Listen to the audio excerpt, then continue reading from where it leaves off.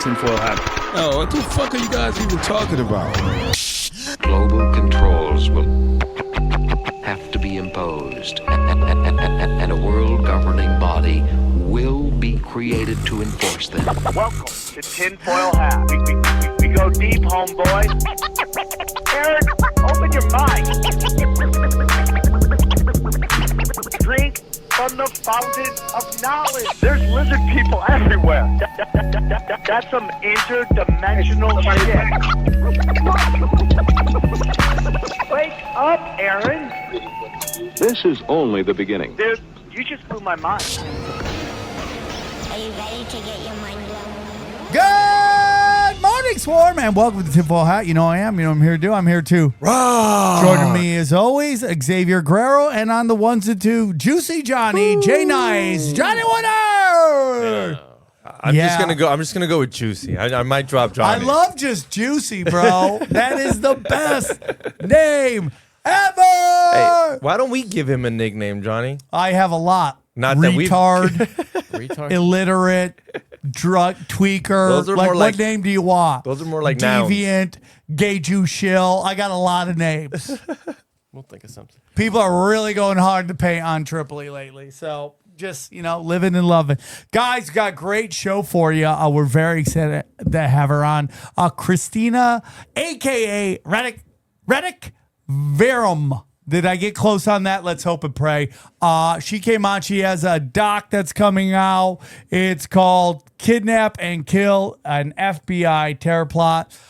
This is a dangerous episode, boys and girls. We get dangerous on here. We break it down, and it gets into what we've been discussing on the show a lot. Everything is an intelligence operation psyop. Once you start to realize that, I'm really like being honest with you. I've gotten into this kind of anyways. I don't want to get into that. No, you're right. You got me thinking they're in everywhere. They're like, fuck. No, but I've gotten this place where I've gone like 360, where I'm back to like almost standing next to people that don't believe anything. I don't believe anything either, but for totally different reasons. One is feeds into the machine, and I feel like where I'm at, and hopefully a lot of you guys are at, you're pulling your energy out, pulling your money out, and that's how you kill the machine, in my humble opinion. So we'll see. Johnny brings up some great questions, like, is all this so sloppy? This information that we're getting, is it so sloppy? Is it being put out on purpose sloppy? Nonlinear warfare. It's super interesting, but it's a great episode. So I hope you guys enjoy it. I love it when the presenter has all the information lined up and she knows her shit. Yeah, she did a great job. She presented very well. I had an off show. I feel like just words were escaping. So hard on yourself. I am, but I really care about the people who listen to the show. I care about the Swarm, and I just want to put out the best product ever. So I hope you do enjoy it. Guys, listen, everybody, okay? June 2nd, I am in Jackson, Mississippi. If you're anywhere near Jackson, Mississippi, could you please buy a ticket? Buy a ticket. I'm coming out. We know you ain't got shit to do down there. What are you doing in Jackson that you can't hear the greatest conspiracy comedian of all time? And you're getting a Q&A. And you're getting a Q&A. Come get weird. Join me. Okay, and then the next night, Baton Rouge. We are in Louisiana, June 3rd. So check that out. Tickets are moving on that. And then San Diego, we're going to the American Comedy Company. That is coming up as well. Daddy has to do a lot of figure out where he's going to shoot a special. So listen, everybody. I just started a brand new Instagram. If you can go in your Instagram, put in Sam Tripoli Comedy, find it. I'm only posting comedy clips there. Check that out. Sam Tripoli Comedy. It's doing well. It's already getting a couple views, but it's all for the algorithm there. What are your social medias? Johnny A. Woodard on Instagram, Johnny Woodard on Twitter. Actually marks the spot on every social media. Okay, guys. Real quick, I'm not going to do too much about the website right now, but it's everything you need. We're proud to announce we've just added a brand new affiliate. We have Buy Gold and Silver. We have our good friends at Haley Ray crystals, candles, everything. Again, that's Harley Ray crystals. What did I say? Haley Ray. Harley Ray. There we go. And then our favorites, our favorite brown gas, AquaCure hydrogen brown gas. All those. Our new affiliate, we're very excited, is Joel Staley's Fitness. Okay. You go to joelstaleyfitness.com or you click the banner. You use the promo code tinfoil and you get a nice little discount. I'm on a weight of fasting, and we hope that you, if you're not happy with where you are, how you can look at one guy says lost 56 pounds in 90 days. 74, 65. These numbers are for. I don't got that much weight on me. Yeah, but these guys are doing it, and I lost it. And listen, I'm back to fasting a couple days. I already feel like $1 million. I'm not even kidding. So go click the banner. He's waiting for you, and he does a great job. Go back a little bit. T-shirts at tinfoil@t-shirts.com. I'm working on some new designs for you. All of our social medias there, guys. We have a ton of social media. That's all on samtripoli.com. All my videos on samtripoli.com, and links to all 7 of the shows, audio shows that I do. They're all there on samtripoli.com. So check it out before, if you can. You want to support the show, it's a great way to support the show. Rockfin's got a brand new app, everybody. A lot of you guys have been asking. You haven't been happy with the app. Rockfin has asked me to tell you, the app is now on fire. Johnny said he tried it. It's much smoother, moves more quicker. So if you're downloading the app, you want to watch it on your iPhone, or you want to watch it on your smart TV, Rockfin is there, and it's a great new app. So go check it out. Anything else, guys? Rockfin is on We Don't Smoke the Same, fully updated. Go leave a comment, because we're going to be giving out a little gift for whoever leaves a comment, a little raffle. So go leave a comment at rockfin.com. Yeah, and we'd love to have you call in the Broken Simulation. We take voicemails there. Check it out. You can find it at the end of, the phone number is at the end of every Broken Sim video. I can't remember it right now. No, that's how they get it. You got to watch an episode. You want watch that number? An episode, go watch join it. Tell us about your local, the local legend. Okay. Yeah, urban legends if you want. We love urban legends. We love atrocities if you got a few atrocities. So enjoy this episode of basically breaking down the phony plot to kidnap the Michigan governor. It's chaos what they did to this guy, but knowledge is power, so we hope you enjoy. We go deep, homeboy. Aaron, open your mind.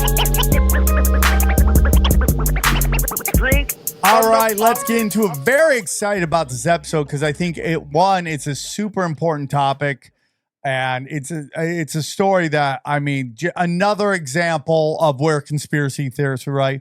I'm very excited. She made this doc, and we're here to talk about it. Please welcome Radix Verum's, aka we'll call her Christina. How are you, Christina? I'm good. How are you? I'm doing great. Everybody, I hope you enjoy her lens on her camera, because it's absolutely crushing it. You look great on the screen. Thank you so much for joining us. We're very thankful you're here. For our listeners who may not be familiar with you, can you tell us a little bit about yourself and where our viewers, listeners can find you? Yes, absolutely. So I'm just a regular person. I worked in law for many years and kind of decided to become an independent journalist. And I followed the Whitmer case, and I've reported on many other similar cases as well, all kind of seeming to involve government corruption.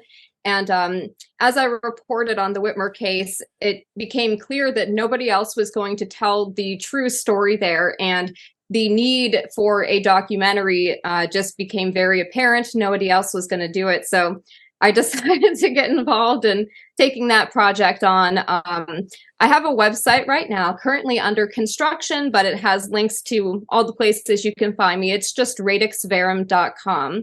So if you want to find me on social media and stuff, there's one place you can go to, but I'm on YouTube as well. Also just Radix Verum, and on Substack.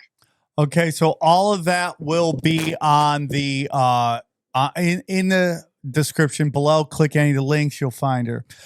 Very excited to have you on. Thank you so much. It's a very important thing. Here we are in this kind of moment where something that we in the conspiracy community knew didn't happen, which was Russiagate, Russian collusion. We've had people on like Whitney Webb, who have told us this is being done on purpose because they want to get us to not trust our electoral process. And I think you're starting to see it, and you're starting to see what's really going on and what the one side, and listen, dude, I think it's all George Bush death cult, but it seems to be coming from one side, which is the progressive left. Whatever they say about the right seems to be really happening on their side. And, you know, we can go in forever about all the stuff on the right that's going on, but it just seems like today, in this day and age of just like everything starting to come out, we're in crazy times right now with what's going on with the FBI and all that stuff. What is your whole thoughts on all that? Yeah, really, we are. It's kind of disturbing to me how it feels like we're seeing like a resurgence of the kind of things that the FBI was doing back in the day, right? Like there's sort of like PatCon operations. So things like Ruby Ridge, Waco, Oklahoma City. We haven't had a Waco again yet, thank God, but it seems sort of like that mentality within the FBI is there again, where they're seemingly targeting a certain group of people. And I think everybody can see that now. And this case certainly was, I think that, you know, when people talk about like what happened in 2020, they bring up mail-in voting and, you know, some of the other Hunter Biden's laptop and the what we just learned about the what was it, like 50 different intelligence officials that signed off on some letter saying that this the stuff on this laptop was most likely like Russian disinformation or something, and they knew that was nonsense. But these were all things that happened like prior to the 2020 election that people thought were kind of done to sway the election. But the Whitmer case was another one that I think people kind of forget also. Like these guys got arrested October 8th of 2020. It was like right before, 1 month before the election. You could call it an October surprise. And Gretchen Whitmer the next day did this big press conference where she said that these guys were like ISIS. Joe Biden did the same thing. Kamala Harris did it. And they kept bringing up Trump's tweets. Like he had tweeted out at one point during these lockdowns, liberate Michigan, liberate, I think it was Minnesota, and then liberate Virginia. He had tweeted this stuff out, and they kind of used that to say, oh, because this happened in Michigan, Trump radicalized and unleashed these, you know, violent, dangerous, white supremacist, far-right extremists. And, you know, that scared people right before the election to think that, oh, thank God the FBI foiled this plot to kidnap a governor by these radicalized Trump supporters. Yeah, it's so crazy, dude. It's so crazy. So before we get into, I know we talked a little bit right here, but I want to take a moment before we really get into it to hear the trailer for your movie. And your movie is called, let me find the name of it real quick. I have it right here. Kidnap and Kill, an FBI terror plot. So let's listen to the trailer for it, and then we'll get into the meat and the bones of it. So here we go. Earlier today, Attorney General Dana Nessel was joined by officials from the Department of Justice and the FBI to announce state and federal charges against 13 members of 2 militia groups who were preparing to kidnap and possibly kill me. We're grateful to the FBI and law enforcement to discover these domestic terrorists and stop them. You know, it's the sort of behavior you might expect from ISIS. You might see a number that high in a sprawling narcotics conspiracy that stretches from coast to coast and beyond. That's a pretty high number in a case like this. It really reflects, I think, how deeply the government has been diving into this investigation to try to make these cases. It was just literally a bunch of working class guys who on the weekend got together and, you know, exercised their rights and trained with firearms. So the FBI says, hey, we'll just pay for everything. Who arranged the meeting? The FBI's paid provocateur. Robeson was getting paid to set this stuff up. So they make the route, they set the locations, they make the plan, they do everything. God. And Adam's literally just sitting in the basement of a vacuum repair shop smoking blunts all day. You're going to hear that my client was the leader of this group. But I think you're also going to hear that there was an election held to identify the leader, and it was Dan. How can I frame this social situation to make this naive person appear to be a dangerous, violent terrorist? The whole goal was for the FBI to spend millions of dollars to create militia groups, record them saying offensive stuff, and then frame them in a fake conspiracy.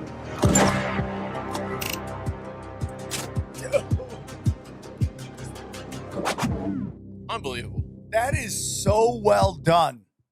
Oh, thank you. That is so it makes well me done. so mad every time I watch it. I get like riled up, you know.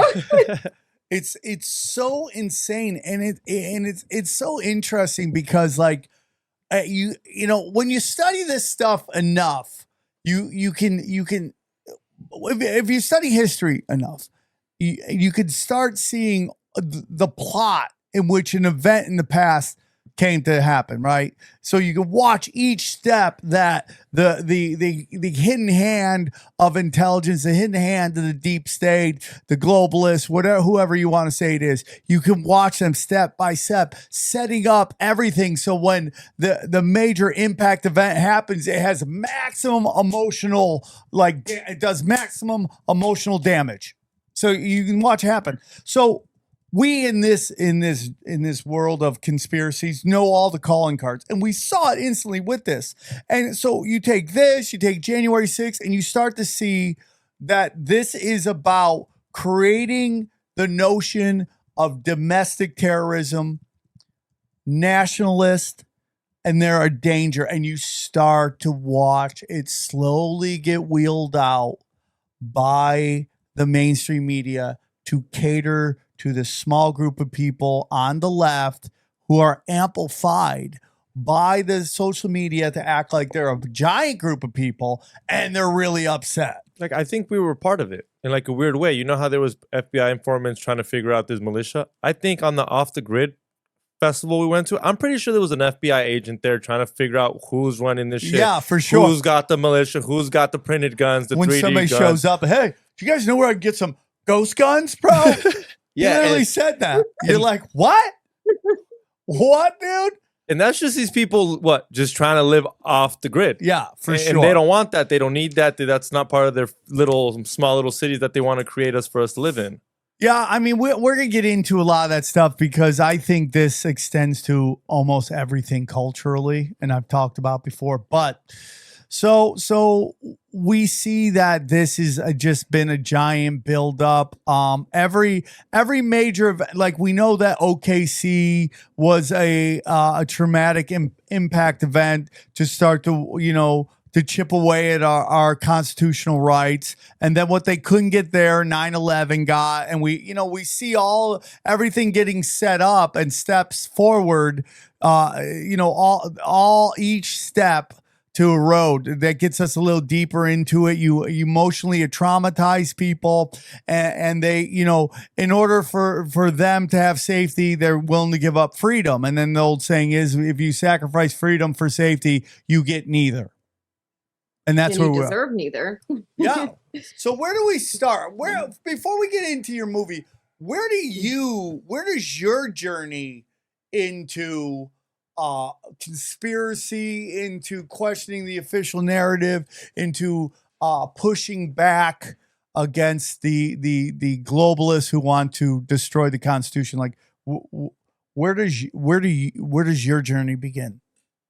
Probably 9/11. I was very young when that happened. Of course, I think I was in 8th grade, but I remember it happening, and I remember the impact that event had. And my cousin emancipated himself when he was 17 to join the Marines, and he became a sniper, and he went to Iraq, and he came home and was a different person, and started drinking a lot, and could not reintegrate back into civilian society. So he just started working for a private contractor, went back to the Middle East, and then died in Beirut in 2007. And we were given different stories about how he died. He was 30 years old, and he was a Marine. So obviously he was very physically fit. And they said he died in his sleep of like some congenital heart condition that apparently he'd always had that the Marines missed or something. And then there were a couple other stories that they told us, and somehow the State Department was involved. So that event was a big thing for me. I was 17 when he died. And I just remember thinking that, starting to look back at like re-examining 9/11 again. And then I kind of felt like, you know, he was used by people, like you said, the people who really run things and who created 9/11 for their own agenda. So I guess you could say that's sort of like where my waking up to this stuff began. I've always been, though, sort of like an independent thinker. And yeah, I guess as far as like this Whitmer case goes, I had been, prior to these guys getting arrested, I had been kind of researching these older like FBI. I had been looking at PatCon because of something else, because of another case. PatCon. What is PatCon? So I will explain PatCon in a minute, but because of like another thing involving FBI informants, when the Whitmer thing happened, I'm like, oh, I feel like I recognize this playbook from the FBI. PatCon stands for Patriot Conspiracy. So I'm sure you know what COINTELPRO was. Yes. Is. Yeah, from is. the I guess is probably still going on. But everybody, I think, has kind of heard of COINTELPRO, where the FBI, like in the 60s and 70s, had infiltrated like left-wing or anti-war movements with the intention of disrupting them. But sometimes, in some cases, they create their own groups as well. So PatCon was a series of FBI operations that occurred in the 90s. And it was, according to a former PatCon informant, John Matthews, Ruby Ridge was a PatCon operation, Waco, Oklahoma City. So I had been looking kind of at those things when these guys got arrested. And I was like, that just kind of seems like the same type of operation that the FBI was running. And the PatCon, the FBI was like infiltrating militia groups and sort of like Christian or right-wing groups, but nothing really came of it. So there was very little documentation about it until 2007, I think, was the first time the codename PatCon was even disclosed. Hey guys, I want to tell you about our friends at Factor. Listen, during the prime spring season, you need wholesome, convenient meals to energize you for warmer, more active days and to keep you on track for reaching your goals. Factor, America's #1 ready-to-eat meal kit, can help you fuel up fast with ready-to-eat meals delivered straight to your door. You'll save time, eat well, and tackle everything you need to do on your to-do list, okay? Too busy to cook this May? With Factor, skip the trip to the grocery store, skip the chopping, prepping, and cleaning up, too. Factor's fresh, never frozen meals are ready in just 2 minutes, so all you have to do is heat and enjoy. Then get back outside and soak up the warmer weather. Looking for calorie-conscious options ahead of summer? Try delicious, dietitian-approved, calorie-smart meals with around or less than 550 calories per serving. Need an extra boost of energy to support your wellness goals this spring? Try Protein Plus meals with 30 grams of protein or more per serving. Wow, that's amazing. So here's what I want you to do. This May, get Factor and enjoy clean eating without the hassle. Simply choose your meals and enjoy fresh, flavor-packed meals delivered to your door. Ready in just 2 minutes, no prep, no mess. Head to factormeals.com/tinfoil50 and use the code tinfoil50 to get 50% off your first box. That's code tinfoil50 at factormeals.com/tinfoil50 to get 50% off your first box. Enjoy it. So there's a part of you going, okay, we need, if you take a kind of step back, you go, let's just say there's a group that wants to commit some kind of crime or something like that, where and we're gonna believe they're doing it for real reasons, whether it's right or wrong. They're gonna do it. So you would go, don't you want your law enforcement infiltrating these groups so they could stop it? But the problem comes is that most of the stuff that they end up trying to stop, they actually started. Yeah, that exactly. They create problems so that they can just take away more of our rights all the time. I don't think anyone has a problem with law enforcement trying to stop like a legit, let's say, pedophile ring, right? There's a pedophile ring out there. They want to infiltrate this and figure out who's running it so they can stop it, so they can stop kids getting hurt. But what we're seeing over the last, 70 years, decades, is that not only are they they're creating the problem. They are creating these issues. They are creating the monsters that we beg them to hunt down and stop. Whether it's terrorism abroad or terrorism domestically, they have a hand in this to create this, because not only do they want to take away our constitutional right, but we have to have some sort of monster out there to warrant their budgets. They create a lot of this stuff just for their budgets. And for me, it's like, I don't have a problem, let's say, with an intelligence group that is there to really stop any kind of crime or attack or anything like that. But it just doesn't seem like that's what they do. And if they do it on a small level, there's giant big things that they are literally funding, creating, funding, arming, and releasing. I mean, the cartels. The cartels, the terrorist groups, these dictators, all this stuff. Like the border. The people come here because you ruined their country. 100%. The border's packed because what did America do to all those countries? It is the exact same thing they did in the Middle East. Bomb the shit out of the Middle East so that everybody comes to Europe, and now the fabric of Europe is changing. It's changing. And I don't hate those people, but they're coming here and bringing their stuff, and it just seems crazy. So it's like, this is like, honestly, I mean, my grandfather was a cop. I mean, I have no problems with stop. I was thinking today, because, I just wake up talking to myself all the time. And I was just all the time, I just can't turn my head off. And I'm just talking to myself about like the movement behind defund the police, and like how crazy that is. How crazy that is. And so you have these people on defund the police, and then you have this guy on the subway choking out that guy who's threatening to attack everybody. Now you can't even defend yourself.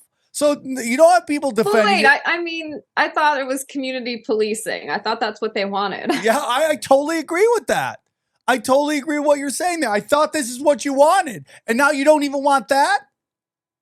Like with these trans activists going up and committing violence, and when people go back and defend themselves, they're the ones that go to jail.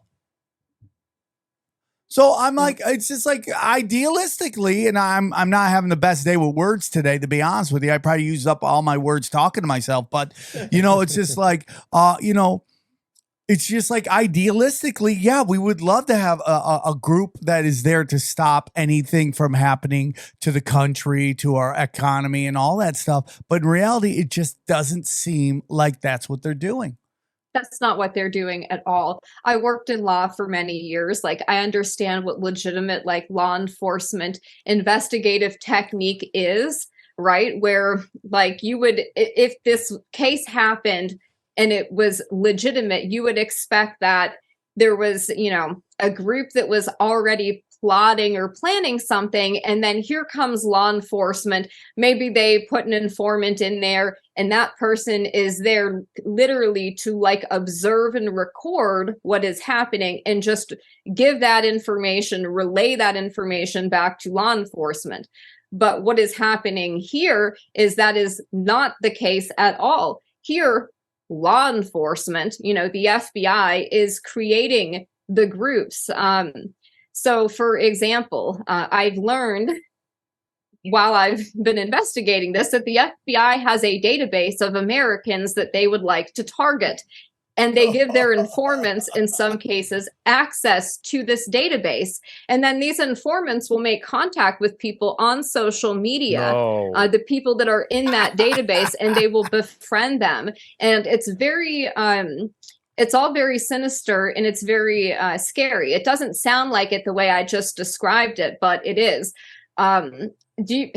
Do you know anything about data analytics? Well, real quick before we get into that, I think what we're talking about was we would love an enforcement. Like, you ever watch like the ID channel? It's like always some husband or wife who wants to off their significant other, right? And they go meet with a hitman. That hitman's always a cop. If you're trying to hire somebody to kill someone, just know you're talking to a cop. And I'm cool with that. I'm cool with them sending in an undercover. Nobody you know knows a hitman. Nobody Anybody you knows find a on, hitman. nobody knows. Yeah, I mean, not on the internet. Yeah, I nowhere. know this guy. He goes down to Dunkin' Donuts. He orders I found him on Craigslist. Yeah, it's like hitmen do not advertise on Craigslist. Right, they're just not there. So in that instance, it's great. You're saying undercover to stop a crime from happening. But going back to what we're talking about here, that's not what's happening. And it's so crazy to me that there's like a list of like people they want to contact, and you're just like, okay, let's go after this guy. That blows my mind. Why? Because you're on it. I do it. Right. There's no way I'm not on it. I think There's no we're way all you're not on it. it, or you're not on it. We're under no you. way. There's tiers. It's like when you get Sam, you got to start with X. Get X first. I feel you're way easier to get in contact with than me. I feel like you're open minded to it. Hey man, coming up, bro. FBI chick, I'm there. Yeah, you're totally. By the way, you're just now gonna get inundated with hot FBI actually, chick. they get him on immigration. I mean, let's be Yeah. honest. You want it? The door's open. That's They're crazy. going to entice you to put the gasoline in the jar, huh? Yeah, that's crazy. Oh yeah, and then here, just light it and throw it. Yeah. Okay. So they send it. They create these data lists of targets they want, and you can just log in, and it's almost like leads, like when you're trying to I want the Glengarry right here's now. a couple leads for you. I need those Tripoli Let's leads. see who could close. Let's close. Let's close. Exactly what it is, and it sounds funny to say that, but these informants are getting paid for this. So one of them, Dan Chappell, they're one of the main informants. He was paid $54,000 cash. So the FBI pays their informants in envelopes of cash, kind of like just how the mafia does it, I guess. Incidentally, there are apparently envelopes that say Chase Bank on them. So I guess that's the account that the FBI uses for their sensitive informant program, or whatever you want to call it. But yeah, these people will make money for the leads that they get, and then what happens with it, how well they process it for the FBI. So he got $54,000 cash for about 6 months of work. And then in December of 2020, after these guys had been successfully arrested and framed, he was given another $23,000 cash bonus. He was given a new laptop. He was given a smartwatch. Like, they helped him move, and he got a new house because they said that, he could face intimidation, so he had to move. Apparently it's very lucrative to be a snitch for the federal government. I wouldn't doubt it. I mean, if you take a look at the CIA, I mean, Pablo Escobar was a CIA asset. It helps when they print the money too. They can pay whatever. Yeah. They want. 100%, bro. And that, this gets into this goes so deep. I remember in the 80s when I was younger, and they were just like, dude, the government's paying $25,000 for a hammer. What was that? And you're like, oh, that's what they're not really paying 25 grand for a hammer. They're paying a $5 for a hammer and taking the rest of that money and using it in black ops operation. I mean, again, if you go back to the Kavanaugh case that everyone was like, can you believe they made that stuff up? That was all a psyop. That whole case was a psyop, not to discuss Brett Kavanaugh's whole background in creating the Patriot Act. He worked with the Clintons to clean up all the loose ends on Whitewater. It is George Bush death cult again. And that whole thing, that woman was a CIA asset who worked in Stanford for the CIA intern program. Her father's job, and this is what we're getting at, was to find funding for black ops operations, which is exactly what the crack cocaine stuff was, which is what, one of the first shows we had, Freeway Rick Ross was literally like, yeah, I'm selling drugs for the CIA. It's insane. So Truly it is. Yeah, and so this goes back to episode 666, where we were like, is everything an intelligence operation? And I would go, yeah, pretty much. Yeah. That's it. Yeah, well, you mentioned having Whitney Webb on, and she's just done some stuff. She's been talking about the JP Morgan Chase lawsuit with Jeffrey Epstein and how Jeffrey Epstein had these bank accounts that he was using to pay off people, and he was withdrawing like massive sums of money. His accountant was asking the bank about like, what is the maximum amount he can do without triggering like reporting and stuff. Epstein was giving people envelopes of cash from Chase Bank also, just like the FBI, apparently. It's amazing. And the FBI spends, I think the last estimate was something like $530 million a year just paying FBI informants. That's insane. How much? 530 million a year. Oh my God. Cash. That's one NFL quarterback. I mean, just it's like cash, bro. Cash. That's unbelievable. So let's get into it, because this has all been about domestic terrorism. We have done episodes on it. They've been talking about this forever, passing laws on this forever. They wanted to start a new division of Homeland Security, which would be domestic terrorism. So in order to get that going and and again, this gets into all this, what we've been talking about on the show, which is occult magic, okay? Which is everything is manifest. They have to manifest for us to manifest for them to come and save us. So they have to get us in a place of high anxiety where we are begging to be saved. So you create all this domestic terrorism. It's very interesting. You could always see what is the psyop that they're trying to run based on the theme of the videos that are coming out, right? Right. So when they wanted, to create Asian hate, just everything on the internet was just suddenly somebody punching an Asian grandma. And it was just like video after video after video. And then out of nowhere, none of those videos came out anymore. You're like, what?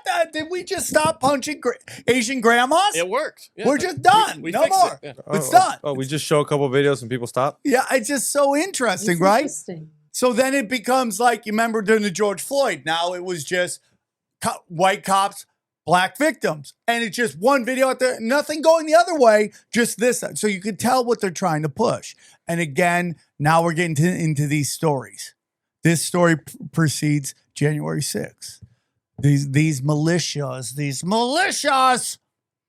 out here, they're domestic terrorists. They're causing chaos. You just want to take your kids to kindergarten, and you never know when some fascist domestic terrorists will show up in a mat. And by the way, they're always wearing masks, by the way. If you see a picture of any of these, these quote unquote domestic terrorists, and they're all with masks on, being arrested. That's my favorite thing. They're being arrested and allowed to keep their masks on.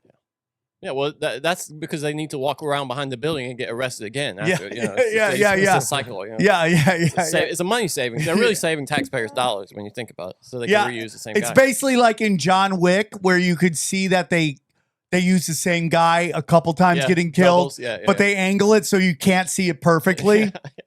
That's exactly what the FBI is doing. They're just using John Wick henchmen over and over and over and over Fletcher again. he just keeps walking around the building and getting arrested. Every time he comes in a different outfit, but you're like, I think that guy was already killed like 3 times in this movie, right? Yeah. So we have this plot, and not to be offensive to anybody, but it's like the best meme I've ever seen of this situation was all, like 10 Spider-Men just pointing to each other. And then it just said, fed, fed, fed, fed, fed, fed, fed. Some autistic fuck, fed, fed, fed, fed, fed, right? And it's totally 100% true. That is true. That is exactly what happened. Yes. In fact, Adam Fox, I believe his attorney should have tested him for autism. His family thinks so also. No, yeah, the and guy that was framed as the ringleader, you know, the homeless man that was living in the basement of the Vac Shack. Hey, everybody, I want to tell you about our friends at Helix Sleep. That's right. HelixSleep.com. Listen, I love sleep. You love sleep. We all need to sleep. We spend most of our time sleeping. And your mattress is the most important part of your sleep. Without a mattress, what are you going to do? And that's why I want to tell you about the people at Helix Sleep. Listen, they have one of the best out there. I mean, dude, I love Helix Sleep, dude. My favorite Helix mattress, let me tell you about it. Bang! It's a Helix Midnight Lux. That thing is like warm butter sleeping in. It's the best. Dude, I don't know what I would do without my Helix mattress. Do you guys have a Helix mattress? Absolutely, I do. Yes, I love it. Dude, Sleep on it every night. I'm taking the quiz right now. He's taking the quiz right now. Look at, he's lying about how tall he was. Like he's like Helix's test is like a chick. That's the lie. That's the lie. Not the person I'm sleeping with.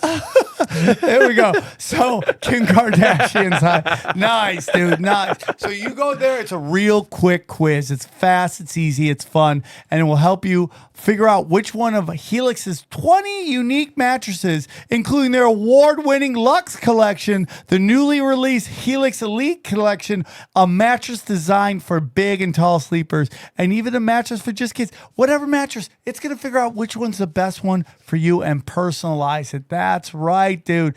Get your personalized mattress, and it's shipped straight to your door, free of charge. Helix knows there's no better way to test out a mattress than by sleeping on it in your own home. In your home with your own mattress. And that's why they're going to give you a 100-night trial. That's right. And a 10 to 15-year warranty, man. Come on, what last? A trial? Wow. A trial. On a mattress. A trial. That's right. For a mattress. Everyone's unique and everyone sleeps differently. That's why Helix has several different models to choose from. Each one is designed specifically for specific sleep positions and feel preference. Wow. It's that great. So here's what we want you to do. It's really that simple. Here's the offer, everybody. Here's the offer. Helix is offering 20% off all mattress orders and 2 free pillows for our listeners. Go to helixsleep.com/tinfoil. This is their best offer yet, and it won't last long. With Helix, better sleep starts now. So go to helixsleep.com/tinfoil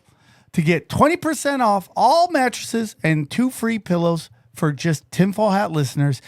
That's helixsleep.com/tinfoil and use the promo code tinfoil to get this amazing offer. Enjoy your sleep. Here's a weird question. Did the informants know that they were informants, or were they like really on their own? No. You are. Okay, go on. Sorry.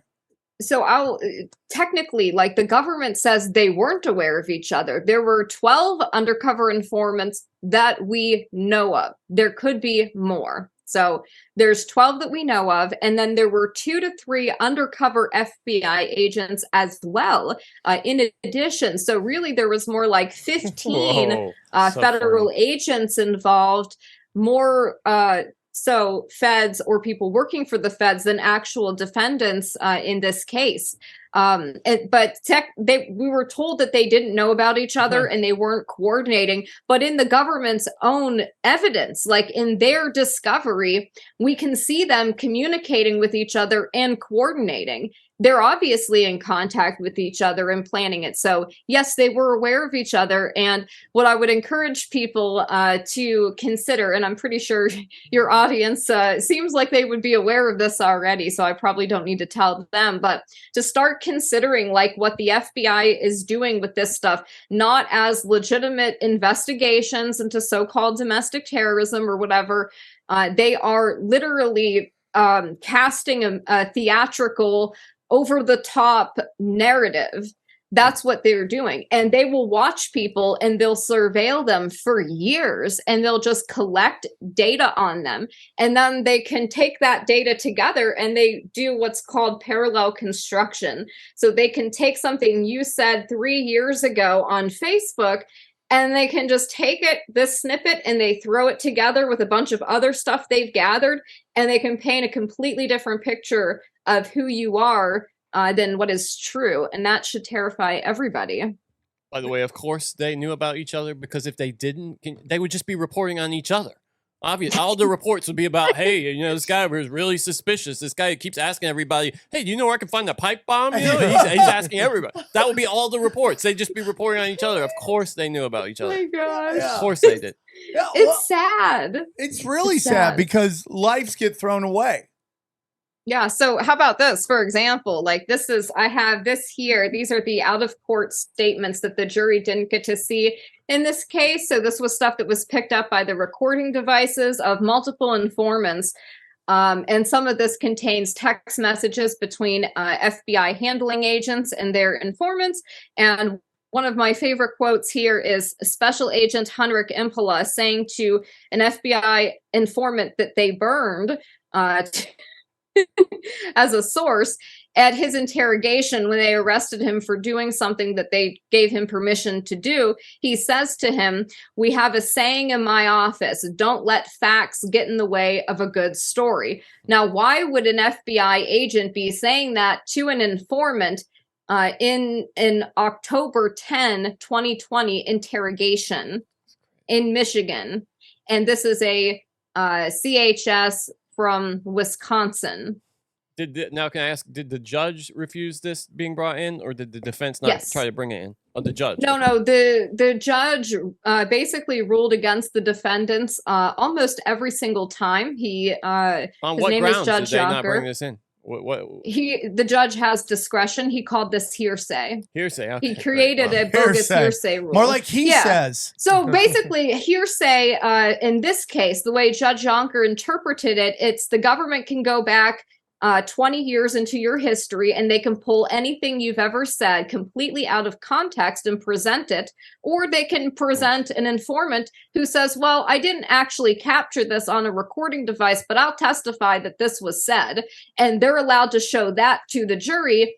But anything picked up by a recording device, any text message communications between informants and the FBI handling agents was called hearsay. That's while it made its way into discovery, and this is up on Pacer, anyone can download and read all this stuff, this did not get presented as evidence at trial. The jury did not get to see this. Now, do you think that was part of sandbagging? There was 2 trials. Do you think that was part of sandbagging the defendant, or was that mostly just to keep this information from going wide and being publicized? So there was obviously they wanted this to look like a fair trial, but it clearly wasn't. There was so much more that happened besides that made it very clear that these people were not going to get a fair trial. And the judge didn't really think, I guess, that he needed to hide that. He didn't try to hide it. They weren't allowed to have any witnesses testify on their behalf. The government was allowed to threaten every single witness and tell them that they could be currently under investigation. And each one had to plead the fifth on the stand, and the jury was taken out of the room, so they didn't get to see that. They didn't know that there were people that wanted to testify for these guys as character witnesses, people who had attended government-sponsored field training exercises. So, yeah, they didn't... They were allowed to intimidate witnesses and tamper with witnesses openly, the government, and they got away with it. The judge did nothing. This is where it starts to get really dangerous. I mean, it's already dangerous, but even more dangerous. And that is politically activist judges. Okay. Yes. And you can say whatever you want about Alex Jones. I love Alex Jones. He's a very kind guy. Every time I hang out with him, he's class. So you can say whatever you want about him. I enjoy our conversations. And if you watch his trial, and and this can be 100% applied to the recent civil case against Trump is that these judges are not allowing the process of a trial to happen the way it's supposed to legally. That they are putting their thumbs on the balance of justice. And so they didn't allow, like when it came to Alex Jones, he couldn't put any evidence out. Was this the trial also where where the judge called the defendant's evidence crap and said that they couldn't, Yes, they limited that how was long this- they could. was this trial. He said that he admonished the defense repeatedly in front of the jury. He said, "Why are you wasting our time with this crap line of questioning?" He would just say derogatory things like that, only to the defense, not to the prosecutors. He also instituted a time limit restriction. This was done strategically and on purpose because there's no actual proof of any conspiracy to kidnap Gretchen Whitmer, and there's no agreement between these guys. Like, they don't have any evidence to this day, and you know it's true. You know that they have no evidence because you know that if they did, you would have seen it by now. They'd be plastering it everywhere. Oh, look at these dangerous white supremacist extremists. Look at them all agreeing on this conspiracy and plot. They have none of that. So they have to create and manufacture evidence, and then they have to bring in people that they coerced into taking plea deals to lie under oath and get away with committing perjury. And that's what happened. So two guys were pressured into taking plea deals, Ty Garbin and Caleb Franks. Incidentally, these are two people that one of the informants also got involved in selling ghost guns to a convicted drug dealer and felon who was not legally allowed to have them. That same informant and these two guys who took plea deals tried to send one of the parts for the ghost gun to another defendant's house, Daniel Harris, without his permission, to try to implicate him in this ghost gun scheme, which was a separate matter. But that was used to hang over their heads. Hey, you guys need to take plea deals because we won't just get you with conspiracy to kidnap and weapons of mass destruction, terrorism, leadership enhancements. We'll get you for the ghost guns and you'll spend your entire life in prison. So these two men took plea deals. They lied under oath, and that was basically the government's case, was the word of two snitches who had taken plea deals and had to sign off on what the government agreed to. So the judge knew that the defense lawyers would want to impeach these guys as witnesses and say, hey, what you're saying now is drastically different than what you said when you were first arrested in your interrogation video. We have the transcripts. Why has your story changed so much?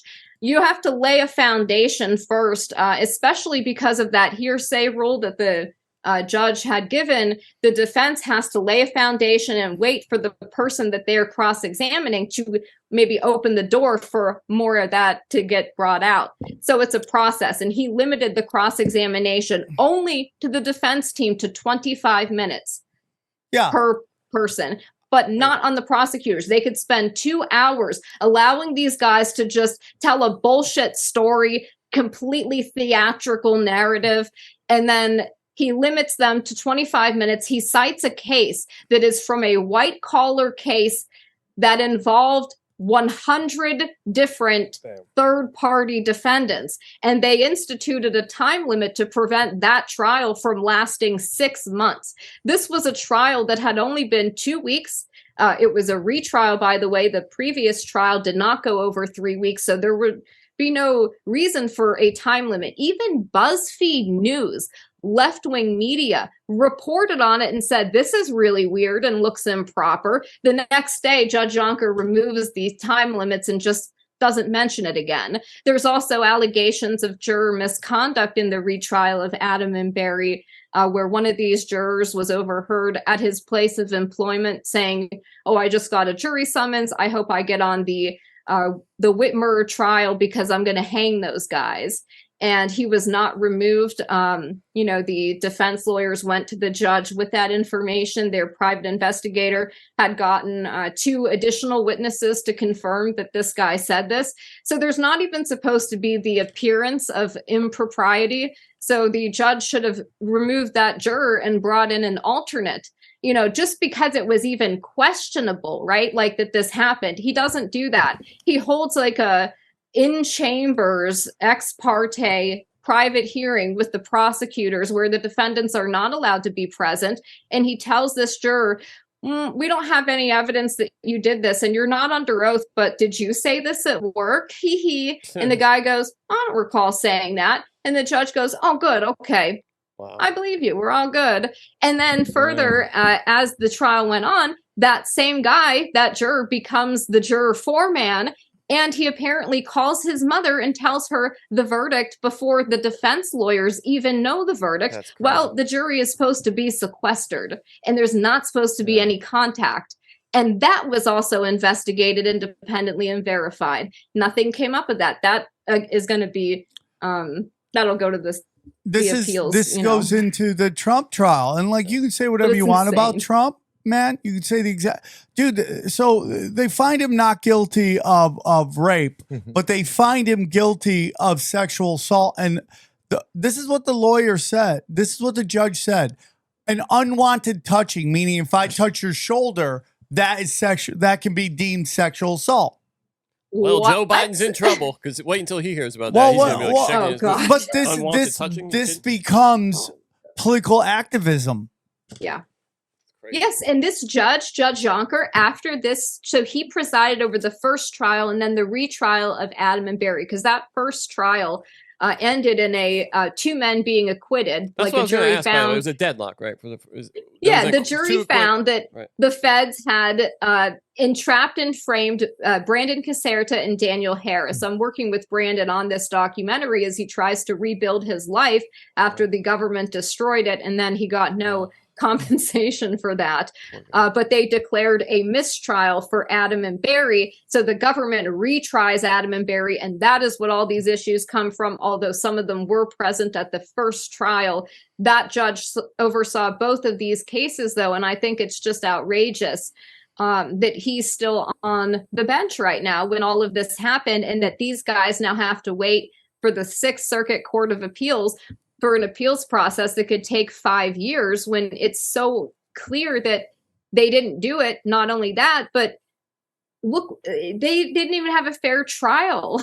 These are not fair trials. It's the same thing with the January 6th people. And this judge, after he presides over 2 of these trials for the Whitmer kidnapping hoax, he goes and gives a statement talking about how much he loves the FBI and how great his FBI agents are.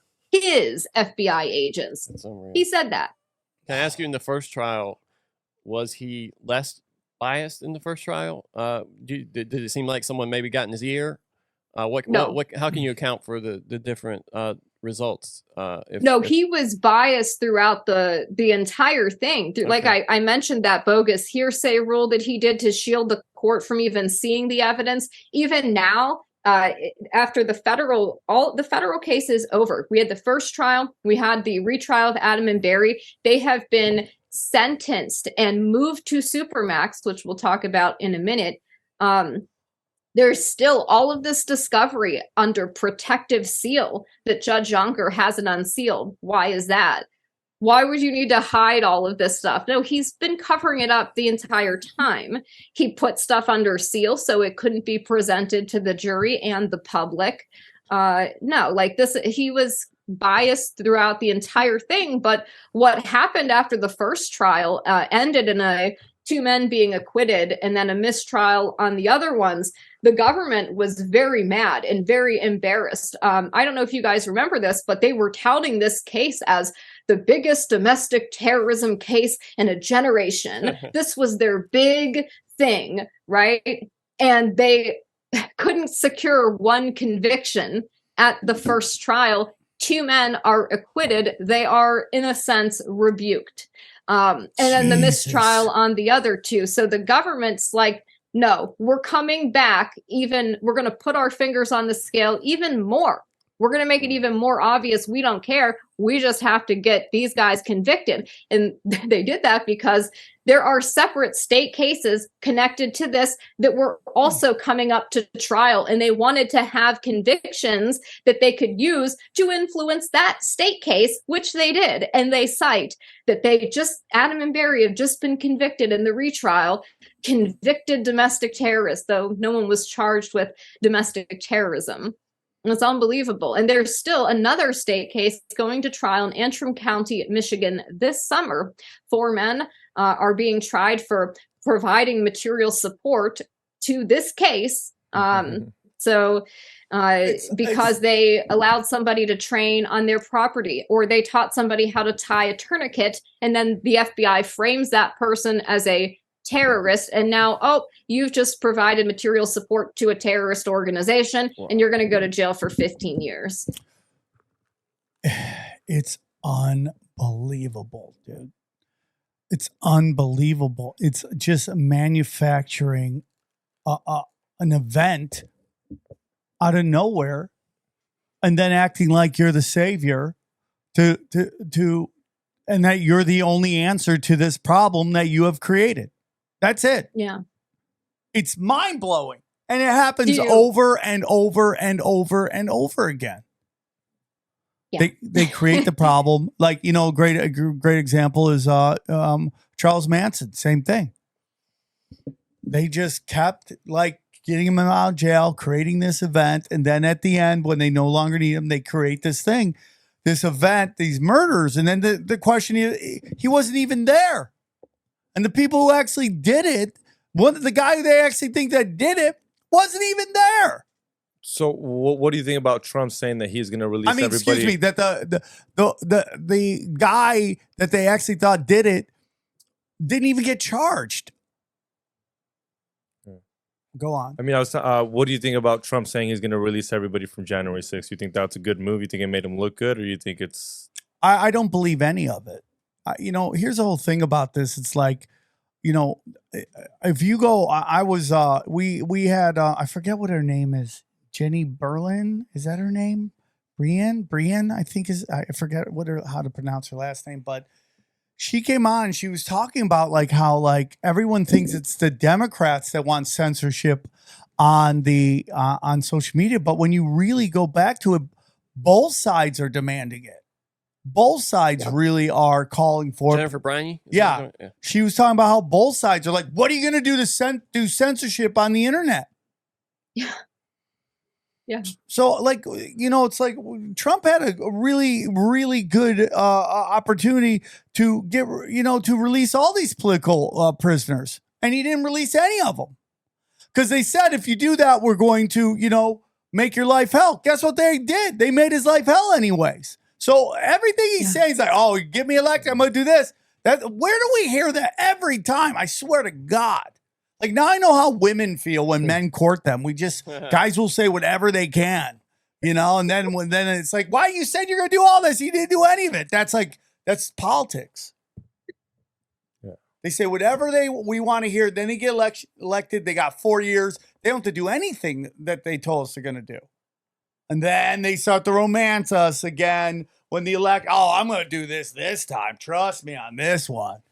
We're going to do that. And it's like, especially the second term. They're like, well, he's going to be I remember that with Obama. Obama's going to be unleashed in the second term. He doesn't have to worry about re-election. He can do whatever he wants.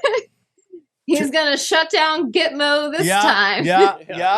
None of it happened. Remember that? All the lies we were told. That's so embarrassing. And that's why people just keep falling for it. It's like crazy. I know. I believe, I totally bought into that crap back in the day. 4 years is just long enough for you to forget. He's going to get us out of all the forever wars. Yeah, right. So let's get into a great example of this too is the Jim Jones, excuse me, and his that thing was just full of FBI informants. Oh, the cult? Yeah. You think there's no way an FBI agent drank the Kool-Aid? No. But you knew that was going down? But when they're in the corner putting the poison in there and handing it out to Gotta be real everybody, commitment. encouraging everyone else to do it. That's a real FBI agent, though. They actually drink the Kool-Aid. like, I'm so dedicated to this mission. That's the kind of guy you want working for you. Yeah, I completely agree, man. And No, but you think there was someone in there that knew that was going to go down and they didn't stop it all? They're like, dude, drink the fucking Kool-Aid. well, they actually pinpointed it down to who the CIA guy was. When that senator was walking to his car, you could see the guy walk off slowly, and that's when they came out and started shooting everybody. Shit. It's all this invisible hand that just creates chaos. Yeah, if you could just expand the frame a little wider on a lot of these historical, I mean, there's just that guy there every time in all of these historical false flags and suspected false flags. I mean, if you take a look at Pearl Harbor, they knew it was coming. They let it happen. So why? So that we would be pulled into World War II. Yeah, because there was real January momentum 6th. against that. They knew January 6th was going to happen. They planned it. In fact, the Whitmer thing was the dry run for that. You're totally they had right. these guys, at these anti-lockdown rallies in Lansing in April of 2020. There were like a few of them, and the Wolverine Watchmen, the militia group that the FBI infiltrated, that some of these men were members of, but most of them weren't. They just attended their training. But these guys attended these like anti-lockdown rallies, and they're there in their like plate carriers with their tactical gear and stuff like that. And they're with this FBI informant, Dan Chappell, who's wearing a wire, and he's talking to the FBI in real time, right?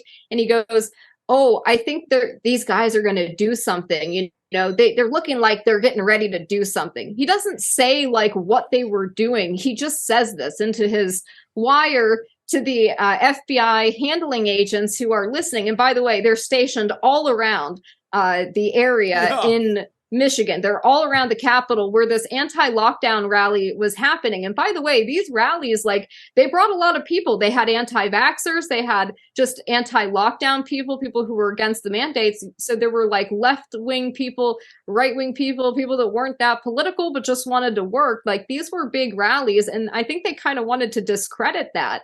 So the FBI calls the Lansing Capitol Police and says, we want you guys to stand down, open the doors, and let everybody in. And so the Wolverine Watchmen guys go in there with the FBI informant, Adam Fox, the man who will later be framed as the ringleader of the fake kidnapping plot. He's there that day, not with these guys, though. He hadn't even met them at that point until the FBI introduces them later on. But the media took pictures of the Wolverine Watchmen, and you saw it in the trailer of them in their tactical gear inside the state capitol at Lansing. Those pictures were all over the media the next day, saying that like far-right extremists and militia groups stormed the Capitol and occupied the building.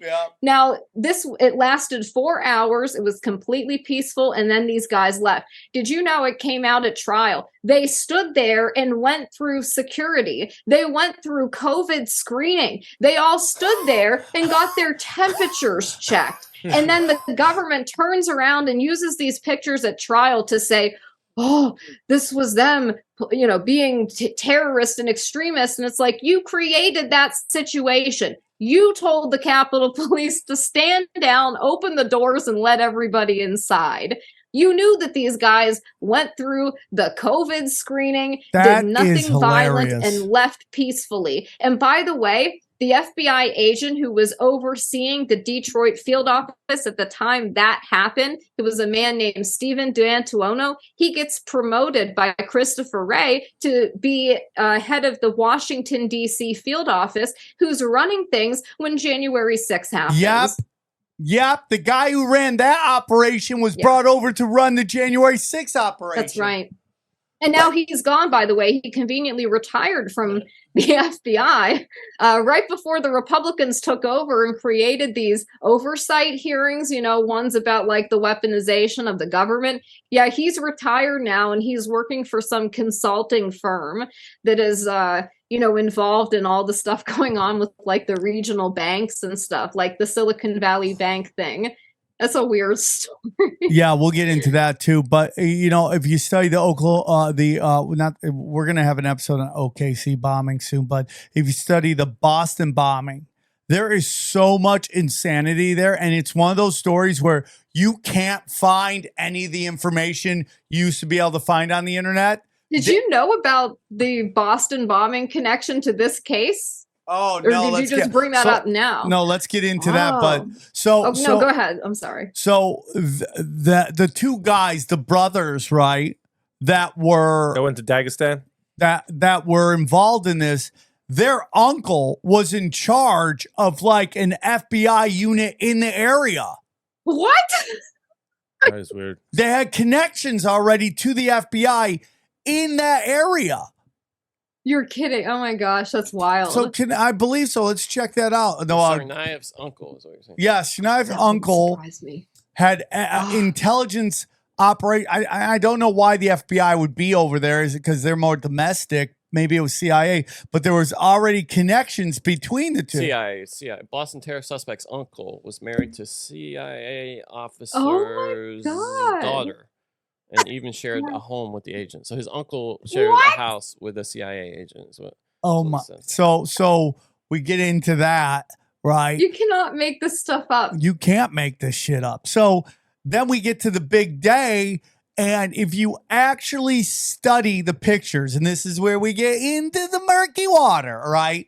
The pictures of the marathon were like dropping off the backpack. Is that what you're talking about? If you look at his backpack, and the backpack that they show you exploded, it's not the same backpack. Then you go and find these pictures of these militants built in these militants in all black, and they have Punisher logos on their hat. You study them, there you see a backpack. So it's pretty clear they made them think they were doing it, and they actually weren't the one. They didn't want to trust it to kids. They actually did do it. Yeah. So they just had, hey, walk around with this backpack on. Right.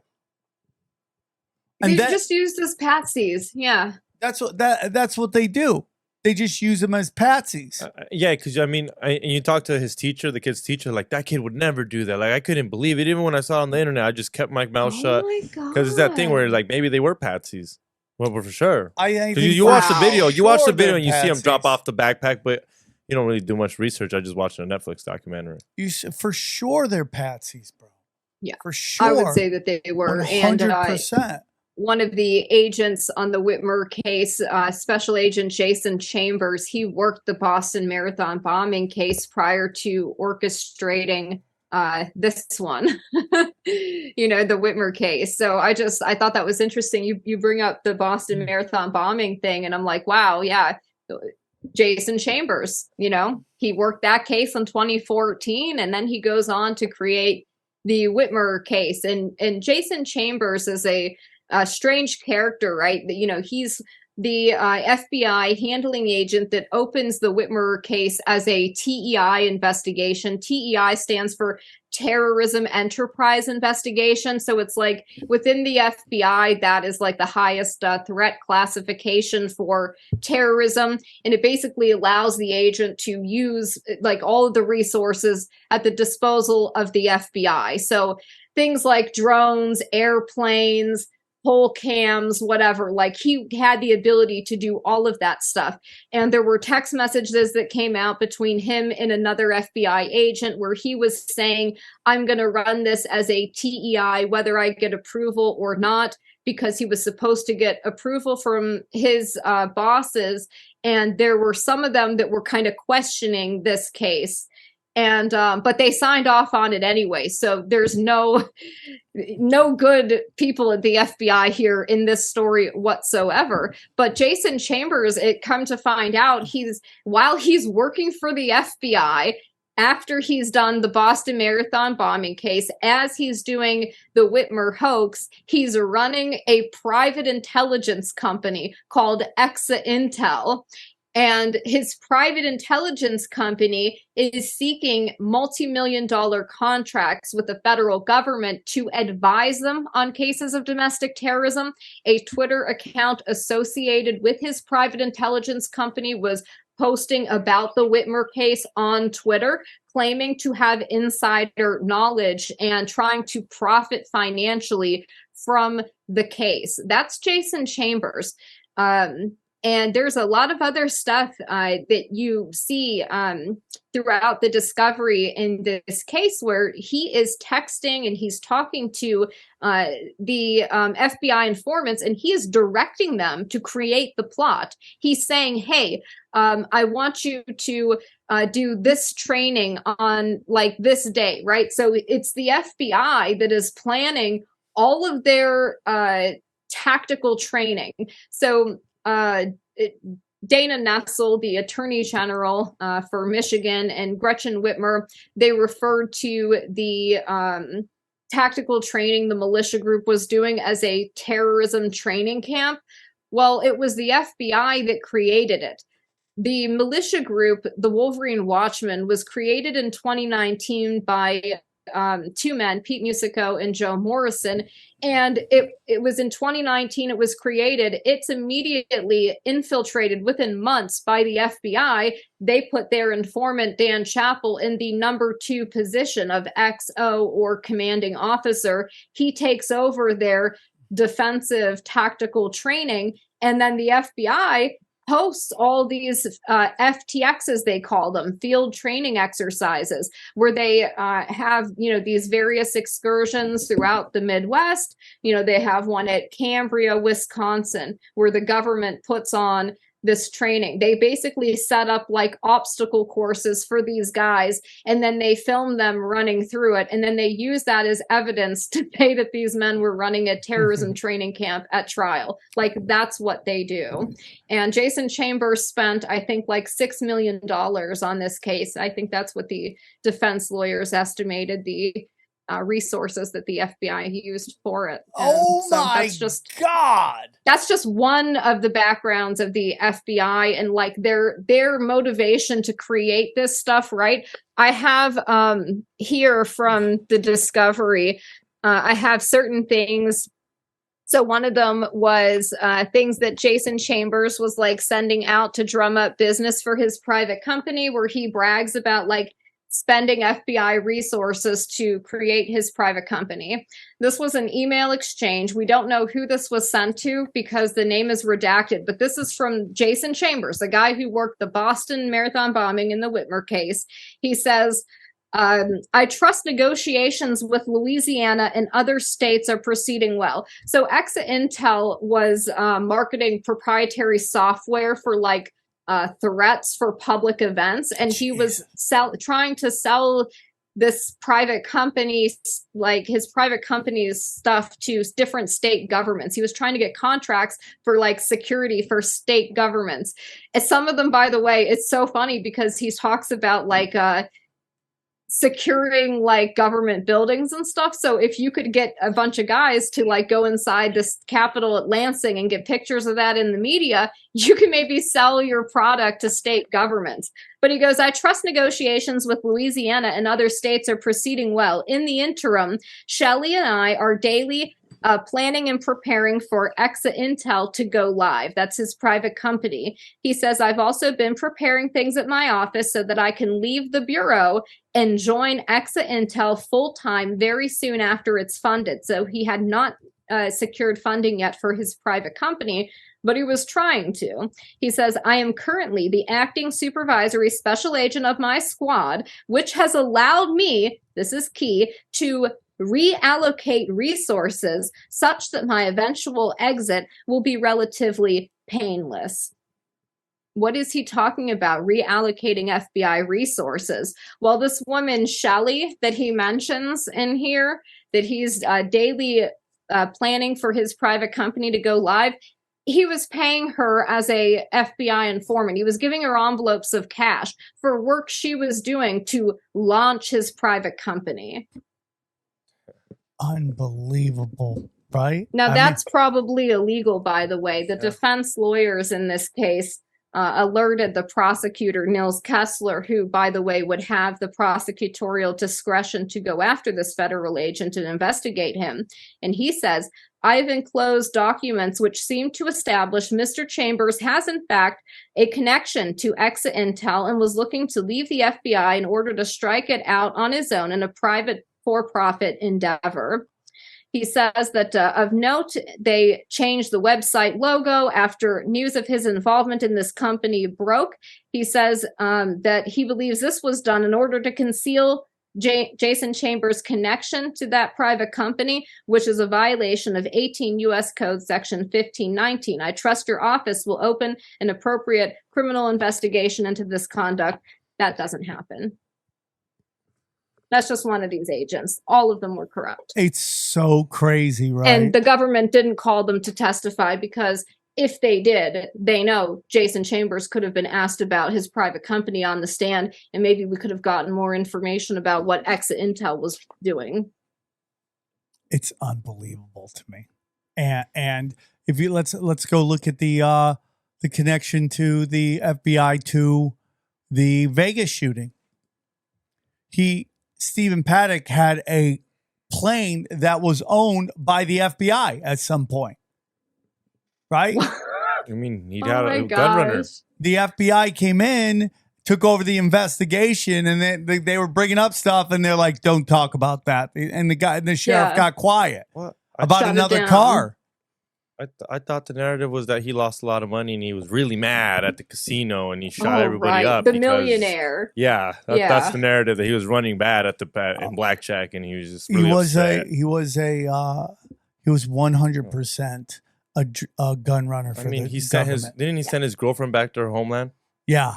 Well, there was somebody running around telling everybody they're going to die. There was 3 people in that, based on the evidence in the hotel room. 3 people at least were in there.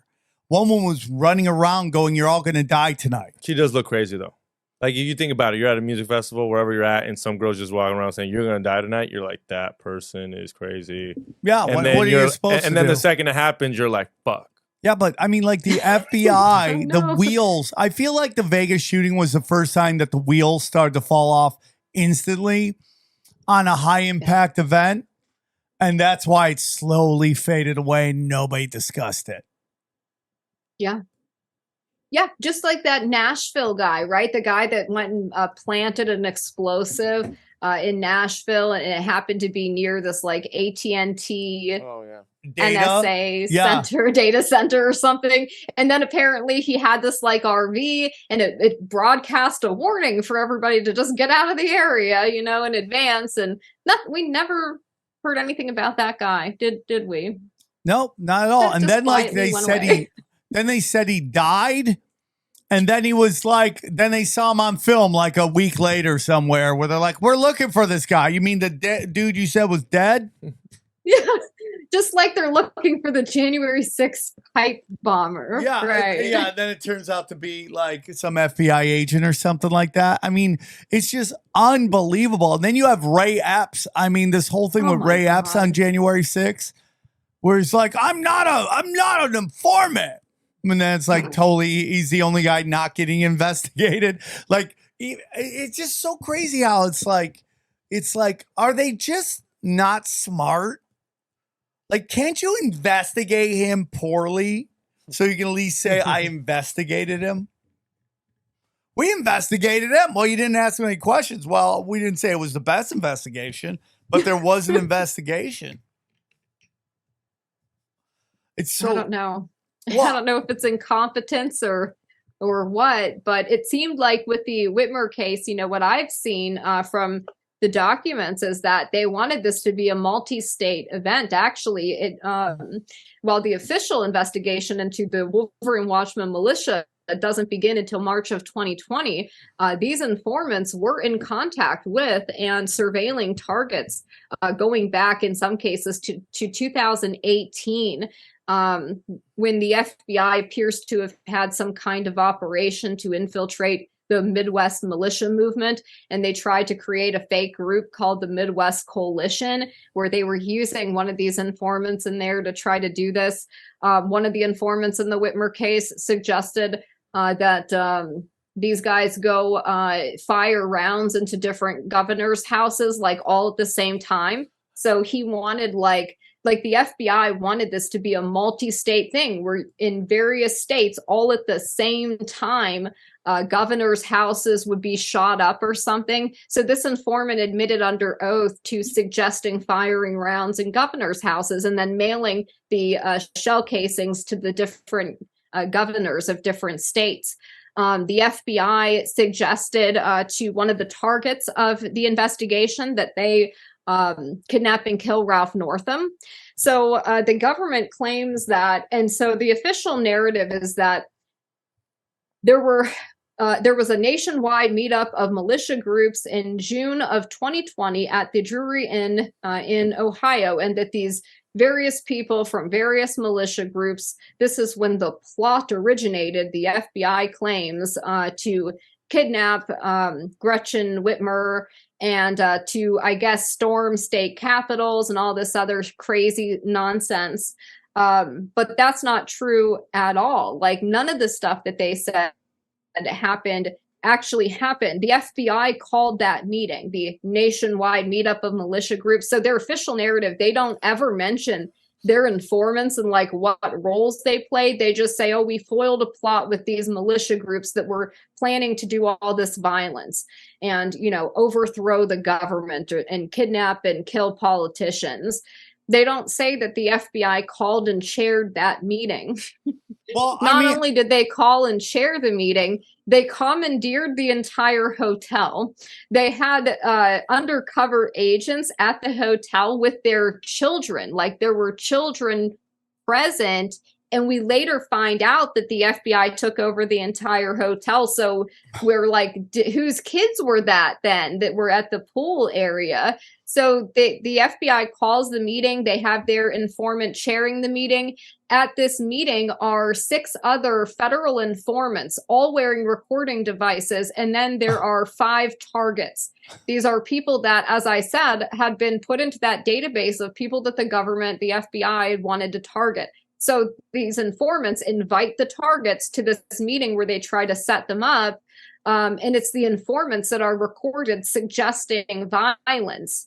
I have the statements here. Again, this was all the stuff the jury didn't get to see, but they talk about how they need goals and plans and objectives, and it's just crazy. I don't want to take the time to try to dig through it to read it word for word, but you can see in the evidence here that like none of the stuff they said was actually true. And the government creates fake militia groups. They create fake Facebook pages.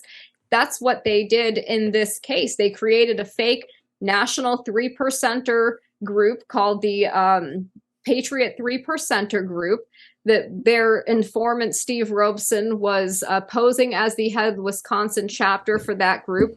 By the way, that man is a convicted pedophile. He is a 20-year criminal, and the FBI withheld that information from their own records, by the way. I have his CHS file where the FBI notes his lengthy criminal record, and they conveniently leave off his pedophilia charge. Oh my That's an aside. But this guy was the one chairing the meeting and getting everybody riled up. And so what they would do is these informants would pay for the hotel. So the FBI pays for the hotel room. They've got agents stationed all over it. The government claims that these defendants called this meeting a nationwide meetup of militia groups. They won't show who actually reserved the hotel room and whose credit card is paying for it. Why? Because it'll show that it was the FBI. They had informants there who had listening devices disguised as credit cards. So when you watch the movies, you know, and the informants get wired up, right? And they're like, show us your shirt. They have like credit cards now that are listening devices and key fobs on a keychain. Oh my God, dude. Yeah, so it is crazy. And they had this 70-year-old disabled Vietnam veteran named Frank Butler, who the FBI invited to this meeting, and they get them drunk and stoned. So the government's buying ounces of weed and they're giving it to people. They're giving them alcohol. They're paying for their food. They're paying for their travel. And then they tell this 70-year-old disabled Vietnam veteran that he should kidnap and kill Ralph Northam. Now, I have text messages from the FBI handling agent, Jason Chambers, to the informant, Dan Chappell, where he specifically says, mission is to kill the governor specifically. So the FBI is coming up with the mission, right? And then they're telling their informant, tell Frank that's his mission. It's to kill Ralph Northam. And then the FBI informant texts Frank Butler a recipe for making explosives with household items like sugar and Drano, and then directs him to double the ingredients. Now that if that elderly man actually tried to mix that shit up that the FBI gave him, that bomb recipe, he could have taken out his entire block. Thank God he didn't do that. But Frank was just one guy that the FBI targeted here that they were trying to entrap, and they have targets in 15 different states. That's it's all in the documents that were in the discovery, that this is all out there, except the stuff that is still under seal. If you just go through it and organize it and put it together, the story is in there.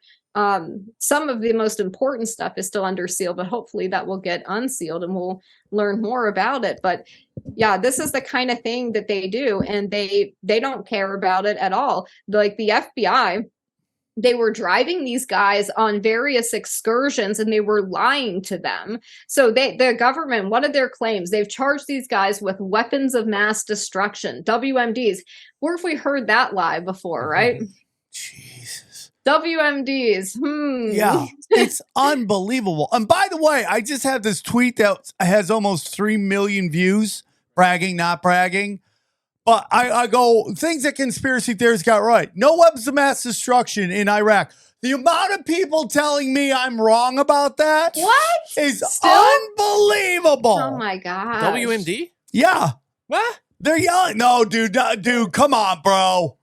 Come on, that's a lie. That's a lie. And because they think chemical weapons are weapons of mass destruction. Oh my God. So they're bringing up all these chemical weapons that they had, but not, it's like, dude, it is truly amazing. It is. Yeah. So they've charged these guys with having WMDs because Barry taped some pennies on a firework and then detonated it in a tree. Yeah. That's what the FBI is now calling WMDs.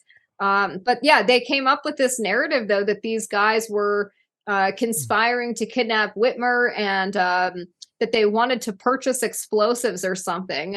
So towards the end, when they wanted to wrap this up and arrest these guys, they wanted to have their October surprise. So they had to do it before the election. 5 months into the investigation, there's text messages between the informant, Dan Chappell, to his handling agent. And he says, these guys don't have a plan. I'm wanting to know, are you sort of wasting my time in a sense?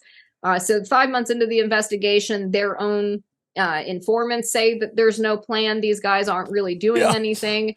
And then the FBI says, well, we need to get Pete to come up with the plan. And that if you can get him to come up with the plan, we can make it happen. So they are it's every single thing, every single overt act that the government alleges these guys did, it's them doing it. It's the FBI doing it. The WMDs, that was the FBI. Okay, so they talk about Barry having an unregistered destructive device because at one of these government-sponsored field training exercises, Barry took purchased legally a firework and he taped some pennies on it to try to turn it into a flashbang so that the guys could practice with something like that. And he tied it hung it from a tree and detonated it. And the government says because there were human targets in that tree from their training from earlier, and then he detonated the firework by it, that he taped those pennies to try to make it shrapnel, to make a destructive device. That's not what he was doing at all. But that shows you how they could take one thing and say, oh, it's this, when really he was doing something completely different. And then they say that he tried to alter the firework by putting black powder in it. They had one of their guys that took a plea deal said that happened, and then later admitted that it didn't happen and that he didn't actually see it. And then they claimed that these guys wanted to purchase explosives that they had the intent to purchase them so that they could blow up a bridge to slow police response, supposedly from Whitmer's cottage, her vacation cottage, right? So the FBI introduces an undercover agent, Special Agent Timothy Bates, and I will name and shame him. Thank you very much. Going by UCE Red, though, that's what they call undercover agents in court documents. So UCE Red is brought in posing as an explosives expert. The FBI makes a video of them exploding an SUV so they can show it to these guys to try to induce them to purchase explosives. Now, the guys watch the video and like nobody says anything about wanting to purchase explosives. They're just like, oh, okay, that's nice. At several points, these informants try to give these guys credit cards with like $5,000 on them that they say, oh, these are for our charity, and you can use this to buy gear for the training. Even the homeless guy that's living in the basement of the dilapidated vacuum repair shop, even he turns down the offers of credit cards. But like towards the end, that they really needed something, and so they wanted to push these credit cards on these guys because they wanted them to make a large purchase of ammunition or firearms so they could say they were stockpiling in preparation for this so-called plot that doesn't exist, that nobody agreed to. And in fact, we have exculpatory statements from these defendants where it's admitted they're on recording saying no black bagging politicians. We're not offensive, we're defensive. The jury didn't get to see any of that, but they always use these, false means of like, we're going to charge them with WMDs and we're going to say they wanted to purchase explosives. So they got led to the so-called place to make the down payment for the explosives. At least the government alleges that's what they were doing when they arrested some of these guys. They were actually led there, and this is all admitted at trial and court documents. These men were told that they were going to get free gear from Red, that he had surplus training equipment, and that they could get some plate carriers and some other, it's like some free magazines or something. So these guys got led to this takedown thinking they were going to get free gear. And the government says, well, you showed up because you wanted to buy explosives. You were coming to put a down payment for explosives. And like they go through the pockets of like the people they arrested that day. These guys didn't have any money on them. Like they weren't going to purchase explosives. They admit that you guys told them they were going to go get free gear and hot wings. Dude, that's what they do. Some people might pull some shit for some hot wings, bro. Some people might commit felonies for hot wings. I want to know what those magazines were. What are those magazines? Hot Tail magazine? Huh? And then, like, the government's driving these guys around, though. Can you imagine? So, one of the things that they talk about was what they called, like, the recon, right? They said, oh, these guys wanted to kidnap Whitmer, and they went by her vacation cottage, and they were, like, casing the joint, right? Because they really were going to do this. They cite 2 trips, a daytime recon and a night recon. Well, of course, it comes out at trial and through the discovery that they are not told where they're going. For the daytime recon, one of the guys who's coming to trial this summer, Eric Molitor, at the state case for providing material support for terrorism, he gets invited to this thing. He has no idea where he's going. When he gets in the car, he's just told that they're going to go hang out or something. Bryan Higgins, another guy that was invited to the daytime recon, is told that they're going to go arrest child traffickers or something, or do like a citizen's arrest of child traffickers. So that's how he gets duped into going there. It's all government agents other than like 3 guys that is doing the recon and driving the cars that the FBI paid for. And for the night recon, Barry was told that they were doing land navigation training, and even picked up on wire in the car. Dan Chappell, the informant, is the one driving. Sitting next to him in the front seat is Special Agent Timothy Bates, UCE Red. He is heard on the recording saying to Dan something like, you know, do these guys know what we're doing tonight, or do they know where we're going? And Barry is heard on the audio in the back seat saying destination unknown. Barry's admitting he doesn't know where he's going. He's told that they're going to do land navigation training. And then the FBI drives him by Whitmer's cottage, where the FBI in advance has installed a pole cam. A pole cam is like a camera that's providing 24/7 live feed video and audio to the FBI, and it has like heat-seeking shit or whatever, night vision. So they wanted to get these guys at night driving along, pick it up on the pole cam, so then they could use that against them later as evidence that, oh, look here, they're driving by, they're casing the place. But that's not what happened. They get tricked, you know, and apparently they did this so bad. The FBI was so stupid in how they did this. They didn't even catch them on the pool cam that the FBI installed prior to planning the night recon. This is why I called the documentary an FBI terror plot, because everything is planned by the FBI. They're talking about maximizing attendance. Oh, invite as many people to this field training exercise because we want to maximize attendance. We want as many people as possible. Convince this person he's got good ideas. Blah, blah, blah, blah, blah. You know, it's like it's just insane. I could ramble about this forever, but it's when you think about, like, where is this plot to kidnap the governor except the FBI? Like, where is anybody else plotting this? They give Adam Fox a pen and a paper and tell him to draw a picture, like a map of her area. You could see some of that in the trailer that you guys played.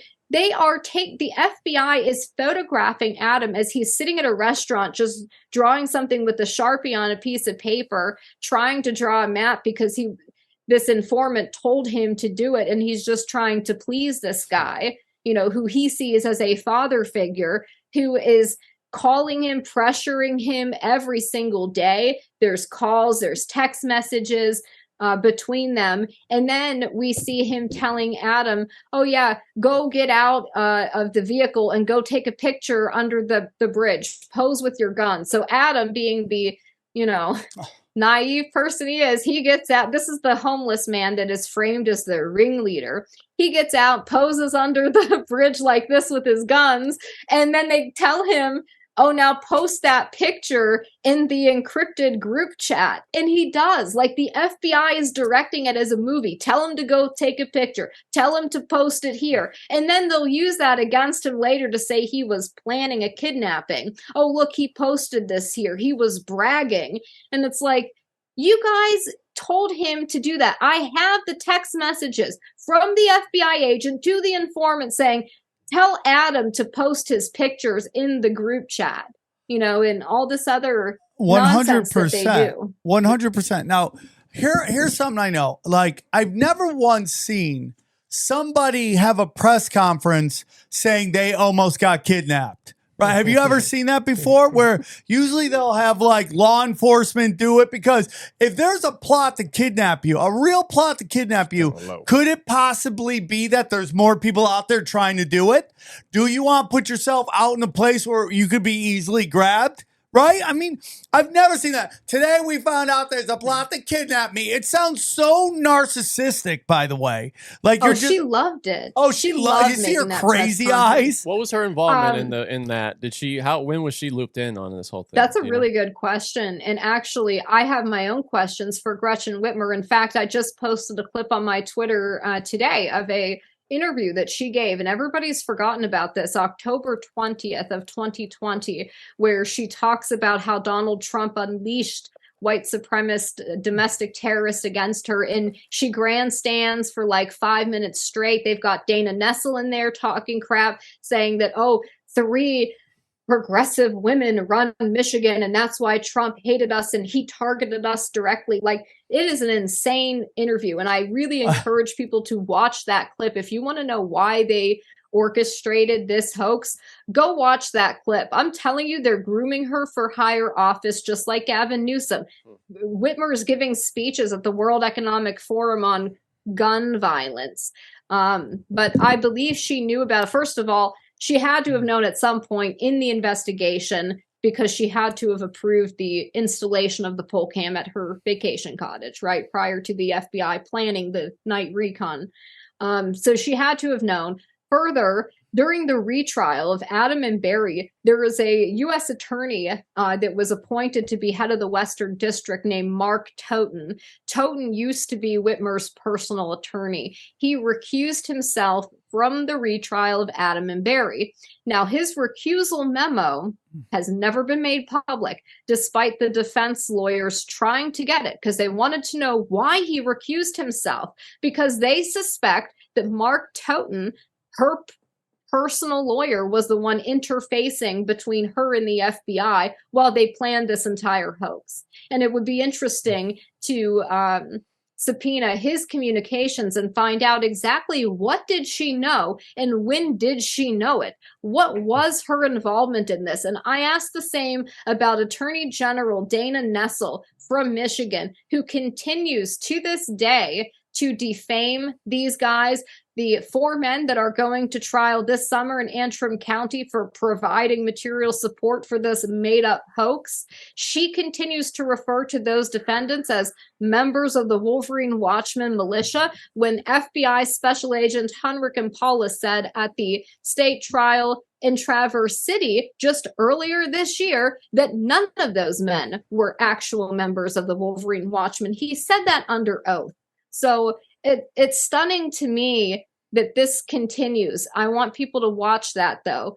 Look at the interview they both did with ABC News, October 20th of 2020. You'll see she absolutely was involved in some way. And I hope that eventually the recusal memo from Mark Toten comes out, in addition to the communications they had with the FBI while this thing was ongoing, because that would make everything she said about these men a knowing lie. Like, I think she knew she was lying when she said that they were just like ISIS and they were running a terrorism training camp. She knew it was the FBI that was running their field training exercises.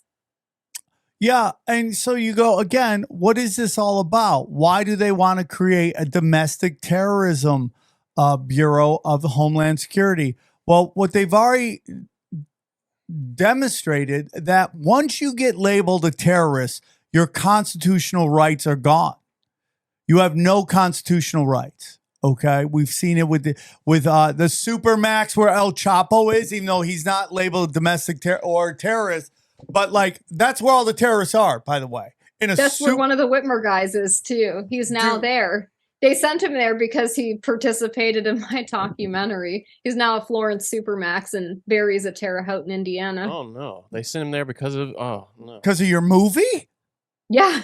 Oh my God, we're all in trouble. We're all in trouble. A whole other story. Xavier is like, oh damn. What you're saying, Sam, gives me a question though, and I wanted to ask this. So, we've seen if the government really wants to stitch somebody up, though, they can do it clean. We know they can, and this is not clean. So much of this is just very sloppy and incompetent. What do you? I'm curious. Any of you? Why do you think that is? Because if they wanted to do it clean, they could have. Well, I mean, could it also be nonlinear warfare? That's what I'm wondering. Yeah. Is there? Look at us. We're discussing it. So now we're part of the side that doesn't trust intelligence, and then you have the other people going, "Oh my God, they try to kidnap the governor," and now like you have these texts and stuff. Those could have been disappeared so easily. Yeah, but well then. Yeah, I don't know. Well, my whole thing, I just want to get into this, is like, this really is about being able to suspend people's constitutional rights and have them not. I mean, we've seen in January 6th, these guys still don't get to see their lawyers. Okay, in a different case, you know that guy that got caught up with that Discord, that whistleblower? Do you think there was any informants inside that Discord that maybe convinced them to do that, where they picked on him? We're like, yo, we know he's an idiot. We do this, then we pass some laws, and because on Discord, I mean, there's a lot of shit going on Discord. If you look into it, there's a lot of like private groups, malicious stuff, right? And like Peyton Gendron, the Buffalo mass shooter, was communicating with a retired federal agent in Discord prior to that. Yeah. Yeah. To me, this thing could almost be like a CIA op to fuck with the FBI. You know what I mean? It's something.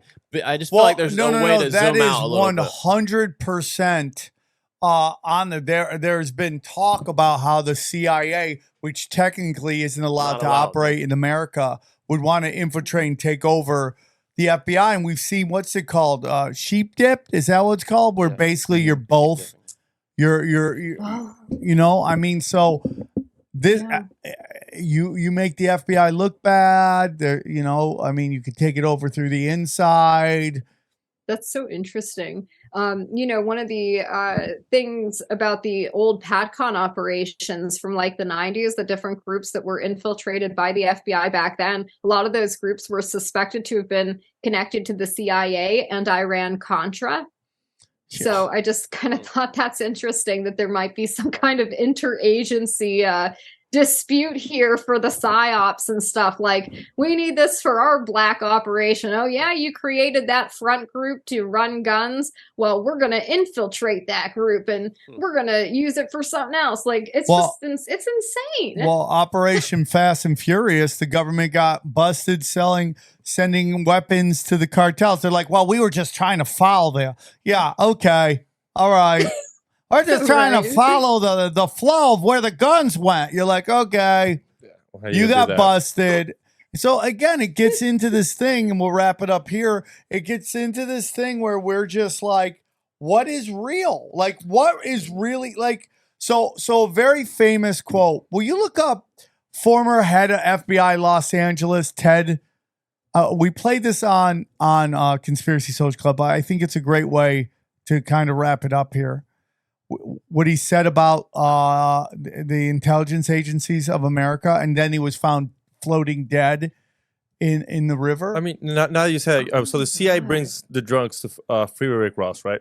Yeah. You don't think they tell the FBI, yo, Ted Gunderson? Yeah. Okay. Don't you think the FBI tells the CIA tells the FBI, yo, don't fuck with him a lot. Like, we need him to get rid of these kilos. So they do work together. They do. They told him, don't fuck with Freeway Rick Ross. That's how he ran for so long. What are we looking for? Yeah, let's see. I can't. Okay, it's fine. But basically, he says that every major catastrophe, high impact event that happens in the world is done through these intelligence agencies, the Bilderberg groups, the World Economic Forums. Even though that wasn't as big then, but he basically breaks down that all of it is manufactured through intelligence agencies.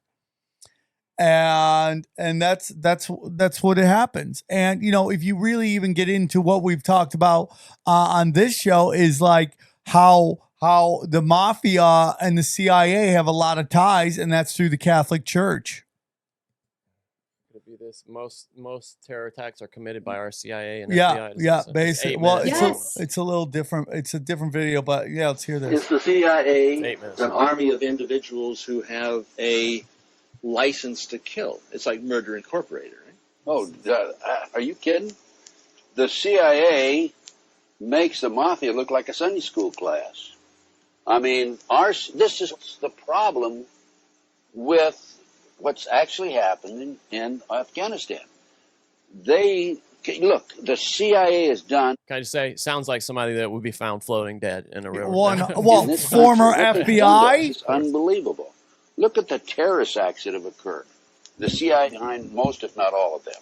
We had the Marine barracks. We had our embassy in Kenya.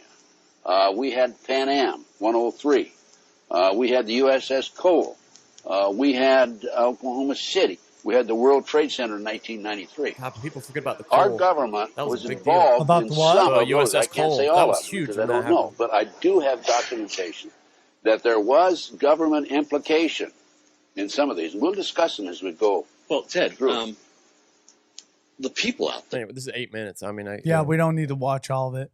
But it basically breaks down that it's all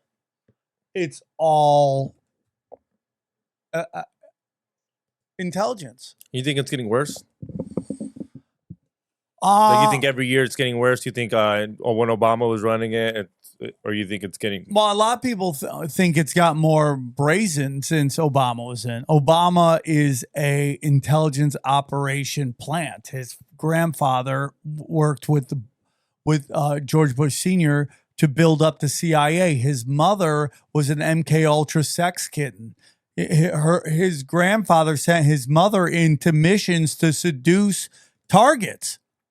This is all facts. It's not even his real name. So, you know, and then you get into ISIS and like the government creating ISIS, and Benghazi was all about cleaning up that. So it didn't come back to Hillary, John McCain, and Barack Obama. I mean, I listed that thing. I could go on forever. Everything that came out that was true. The whole hippie movement, fuck FBI, CIA. It's every major cultural thing. Yeah, NWA, same shit. So I was talking to some people about like, and I've said this before, and I'm not going to name names, but it's just like, dude, do not tell me that the comedy scene that got so big culturally, especially at the Comedy Store, didn't have FBI assets in it. You're telling me at the Comedy Store, me and you're chilling, and there's someone in the green room that's an FBI agent. I'm telling you, brother, they have infiltrated every single. I mean, you look at the Ellen DeGeneres emails. She told the CIA she'll do anything they want him to do. And what happens? The security guard from the Vegas shooting shows up on the Ellen DeGeneres show. There's no way they weren't around Rogan anytime they could be around Rogan. Anybody. Yeah. I have ideas. Not going to say. Don't want to get into it. Don't need that shit in my life right now. Okay? Right? I mean, like, look at the Fugees, man. Yeah. I mean, he was basically working for the Chinese government. He got busted. You got me thinking like they're probably in the weed game too. Funneling money to Barack Obama. That story's dead. Oh, they love the weed game, dude, because it's all cash. They love that. That's why I'm like, now he's got me thinking. I was like, who at fucking Be Real Studios an FBI agent now? I'm like, what the fuck's going on? Well, you'll lose your mind doing that, bro. But you got to go like, what do they represent culturally? You know, you never know. It's usually just who's the biggest dipshit in the room. I would imagine. No, but it's listening like to these text messages and stuff. These guys. I mean, like, look at the culture. Look at people hate hearing it. Martin Luther King was an FBI asset to counter Malcolm X.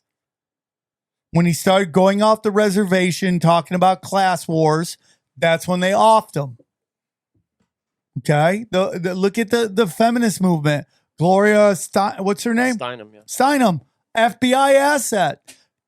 Jesse Jackson basically brought Martin Luther King to the hotel to be shot. And then we've had guests in that FBI. I'm not going to get into that part because then daddy gets in trouble. But we've had guests talk about it. Al Sharpton was an FBI informant. FBI informant. Yeah. How do people still follow these people? And they love him. They love Al Sharpton. That's amazing. Right? Selling out his own people. They're all there. And again, I don't have a problem with law enforcement trying to stop problems. I have a problem, as I think most Americans would be, with an intelligence agency creating a problem in order to be the solution, in order to pull back your constitutional rights. Yeah, exactly. I mean, I think that one of the main goals of the Whitmer hoax is going to be the criminalization of militia activity. There was an anti-terrorism law passed in Michigan in 2002, directly after 9/11, that has to do with aiding and abetting. So basically, if the government says that you aided and abetted somebody in Michigan, you can be charged the same as like an actual terrorist. So that's what the estate cases are for providing material support. It's adding aiding and abetting. So now it's guilt by association. It's like if you knew somebody that we framed, or you were in the same Discord group chat, basically, or you were in Telegram or whatever, like they'll say you're now somehow connected to or tied to terrorism, or you provided support for it because maybe you conversed with somebody at one point and then the government frames them later. I think that's been the most terrifying aspect of this. Like Brandon, he got tied up in all of this because he was in a group in Discord in like June of 2020, and somebody said, oh, hey, you should come train with these guys, because we all know what was going on in 2020 as far as like riots and stuff. Yeah, so for of course you've got a bunch of guys guys that are like, oh, sure, free training. People pay thousands of dollars to learn how to, be better with firearms. Okay. So he goes and attends one of these FTXs. He has no idea he's walking into like an active TEI investigation. Unbelievable. And he gets arrested just a few months later. He's only met these guys like 3 times. And then like when they arrested him, they did it at his job. They got his management involved and lured him into a back room where he was told like his manager wanted to talk to him. And there was like 18 plainclothes federal agents wearing balaclavas on their heads. And they're like, get on the ground now, stop resisting. And he doesn't know who it is because they're not identifying themselves as FBI. They're not wearing any kind of like logo. He thought he was being kidnapped or something, or that he was going to be executed. And then some guy comes out in a suit, like smoking, and they're like, is this him? Is this the guy? And he says to him, what's your name? And he's like, Brandon. And he's like, that's him. And then they just kind of like take him down to the interrogation room. And that's the first time he hears like why he's there. They're like, you were conspiring to kidnap Gretchen Whitmer. And he goes, for what? And they're like, you tell us. We know, why don't you tell us? And he's just like, what the fuck? Like, I mean, that's gotta be so scary too, bro. That's gotta be so scary to be in that position. And when he walked in there, he probably thought, wait, is there a march that I missed? Are we going out marching? And because the belief is that justice is served, and when a crime isn't committed, the truth will come out. And now what we're starting to see is the whole criminal justice system. I mean, we've always known that. I mean, black people be like, duh. I mean, forever, right? And then you know what happened to the Native Americans or the indigenous? What happened to the black community? Now happened to white people, and it wasn't right then, and it's not right now. Exactly. Yeah, that's true. Yeah, so Brandon spends 18 months in prison, and they cut up his vehicle. He loses his apartment. He loses his job, and there's nothing for him. He is acquitted, and he is found completely innocent. A jury says that the government entrapped and framed him. They'd have given him nothing, There was no apology. There's no, oh, here's your lost wages, or anything like that. Like you've had everything taken from you, and then you just have to kind of start out at the bottom again. And I feel like, no, they should have to compensate him for what they did. Not just to him, but all of these guys should be compensated. And Adam and Barry should be freed from Supermax, where they're at right now. Because of their participation in my documentary. So it is very, it's demoralizing, it is depressing.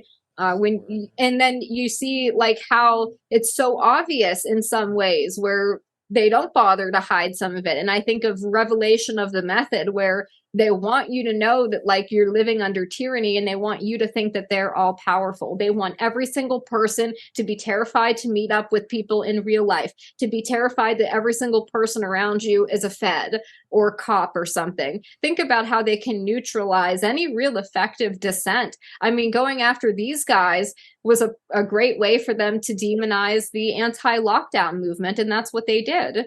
And this is what they continue to do. So I think part of it is they want you to know that they're doing it. They want some people to be aware of that, and they think it's kind of funny, I suppose. And I think part of it is like an occult thing where they have to tell you what they're doing, and for whatever reason, for their bizarre satanic religion, that somehow absolves them, and they feel like, well, you deserve it because we tell you what we're doing. You guys know, and you put up with it. So you're cattle to us. I completely agree. I completely 100% agree. Christina, you crushed it. Thank you so much for coming on. This was eye-opening. You did a great job. I felt I was a little off a couple times with I just couldn't find the words, but you carried the show and you did great. So one more time, can you tell our listeners where they can find you? Yes, I appreciate that. Thank you. You guys can find me at radixverum.com. That's my website. And you'll be able to find information about the documentary there. It doesn't have a release date or a distributor yet, but hopefully we'll have one soon. But you can sign up. I have my fundraiser for the documentary where I post updates. So people can follow that. The documentary website is the letter K, and ANDKfilm.com. I didn't want to get the website kidnapandkill.com because I thought that'd be a little weird. Yeah, you might be in trouble on that one. If I'm not already on like the federal watch list, purchasing that domain would get me there. So Is it finished? Or have you done your final cut? Is it done? it's not completed yet. I'm still fundraising for this. I've completely paid for everything out of pocket so far, but I have raised some of the money I need to complete it, so it's about halfway done. You've got your interviews though, because those interviews various look great. places to go to though throughout the country, but I have put some of the stuff out there because it's important, it's time sensitive, and I still have 2 innocent people in Supermax. So I can't wait to see it. You are doing the Lord's work, and we appreciate that. Thank you so much. And we look forward to seeing more work from you, and you have an open door to come on anytime you want. So thank you so much. We greatly appreciate it. And I hope you guys enjoyed this episode. Jackson, Mississippi, let's go. Buy some tickets, man. Baton Rouge, you're doing great. But Jackson, Mississippi, come get weird. San Diego, California. Again, we have some brand new, a brand new affiliate on the website that will help you get in shape. I'm very excited that. Check out my boy Joel Staley at Joe Staley Fitness, and he'll help you drop some lbs. I'm back to doing the fasting, so I hope you'll join me and we'll get in shape. I love you guys very much. Thank you guys. Stay tuned for a little bit about our affiliates. And watch some sneak peeks of some more episodes on other shows. I have a little sneak peek for you. So enjoy these, and we will talk to you soon. Here's a clip from the latest Broken Sim. Did you see Richard Shifting gears Dreyfuss? entirely. Starting in 2024, This films is actually fantastic. By the way, stop. will be required. Can you stop this for a second? Look at how his glasses are on his nose. Yeah, way down his nose. This guy's ready to talk some shit, Yeah, right? for sure. This guy is ready to be like, It's loaded. no, the phone's not ringing. I don't give a shit. Let's burn everything down, It's right? funny how Hollywood only cares about this kind of stuff when it comes to affect them, though. You know what I mean? Meet new inclusion standards to be eligible for the Academy Awards for Best Picture. They'll have to have a certain percentage of actors or crew from underrepresented racial and ethnic groups. What do you think of these new inclusion standards for films? They make me vomit. Why? Because this is an art form.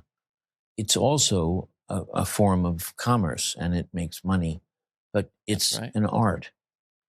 And no one should be telling me as an artist that I have to give in to the latest, most current idea of what morality is. God, he's so and right, I'm isn't he? sorry, I don't think that there's a minority or a majority in the country that has to be catered to like that. So that was Jaws. Anyway, so Oh, he this goes is on. the Young Turks, huh? Well, that interview was on PBS. How hot is she, bro? Does she look like she farts cotton candy? I don't know. Nobody does. But that so Shifting Dreyfuss, gears he goes on entirely. to say, I don't want to listen to her talk about. Dreyfuss goes on to say that like Laurence Olivier played a brown man, or you know, and did a convincing job of it. Why can't I play a black man? Basically, he says something about like, you're gonna tell me I can't do blackface? Yeah, Like, that's where he goes with it. Well, what's funny is like it's And just, they've been crucifying him on that quote. yeah, like, you but told what me- does he give a shit? It's done. But he Stick wasn't a even fork- serious though. I mean, he was like saying, No, I'm with you, but this is but by the way, Johnny. Good for him. By the way, Johnny. The fucking the right and the left do this. They take something Yeah. and they just blow it up and they run with it. Yeah, absolutely. You know? And make him look like an old geezer, like Yeah, lost of course. lost his mind. Of course. When really he's It's just fucking weird, man. He's got it together as much as Yeah, anybody. dude. And it's just like he's totally right. He's totally right. And it's just like, and this, you know, the strike is going on, Johnny. And I'm for the Writers Guild. I'm for the writers. I want them to get, they're asking for 3% of the profits. Give them 3% of the profits. Why not? But the writers get shafted for sure in the whole process. they deserve to get paid. But I will say, right into the camera, you're putting out dog shit. Yeah. I'm sorry. But how much is that is people But getting Johnny, promoted that but to do that? But then you see their social media, and a lot of these writers just shit on the middle of the country, shit on the South all the time. Those are the people they hire, though. What? Those are the people they choose to hire in No Hollywood. shit, but that doesn't matter because those are the people who are striking right now. So I want them to get their 3% because I support workers. But I'm just going to tell them both the execs and the writers are putting out dog shit. It's just you are. And I get it because you have to pitch what they're buying, okay? But in your personal Twitters and your Instagrams and whatever one-man shows you're putting on, you're just putting out woke dog shit. And I'm sorry, that has, whether it's your fault or not, you have participated in this, and it is why nobody's watching anything anymore. And at some point, they're going to go, we don't care that we're losing money because every bailout we get our books cleaned out. We're losing our ability to program them, and it's not working, right? So it's going to be a very hard cut. Now, Johnny, we've talked about this before. I will tell you, you may not see all the late night talk shows come back. From this? Really? Yeah. If it goes long enough. What, like Kimmel or something? What do you think? I think Kimmel will come back, but I wouldn't doubt if you see like some of the later shows not come back. Huh.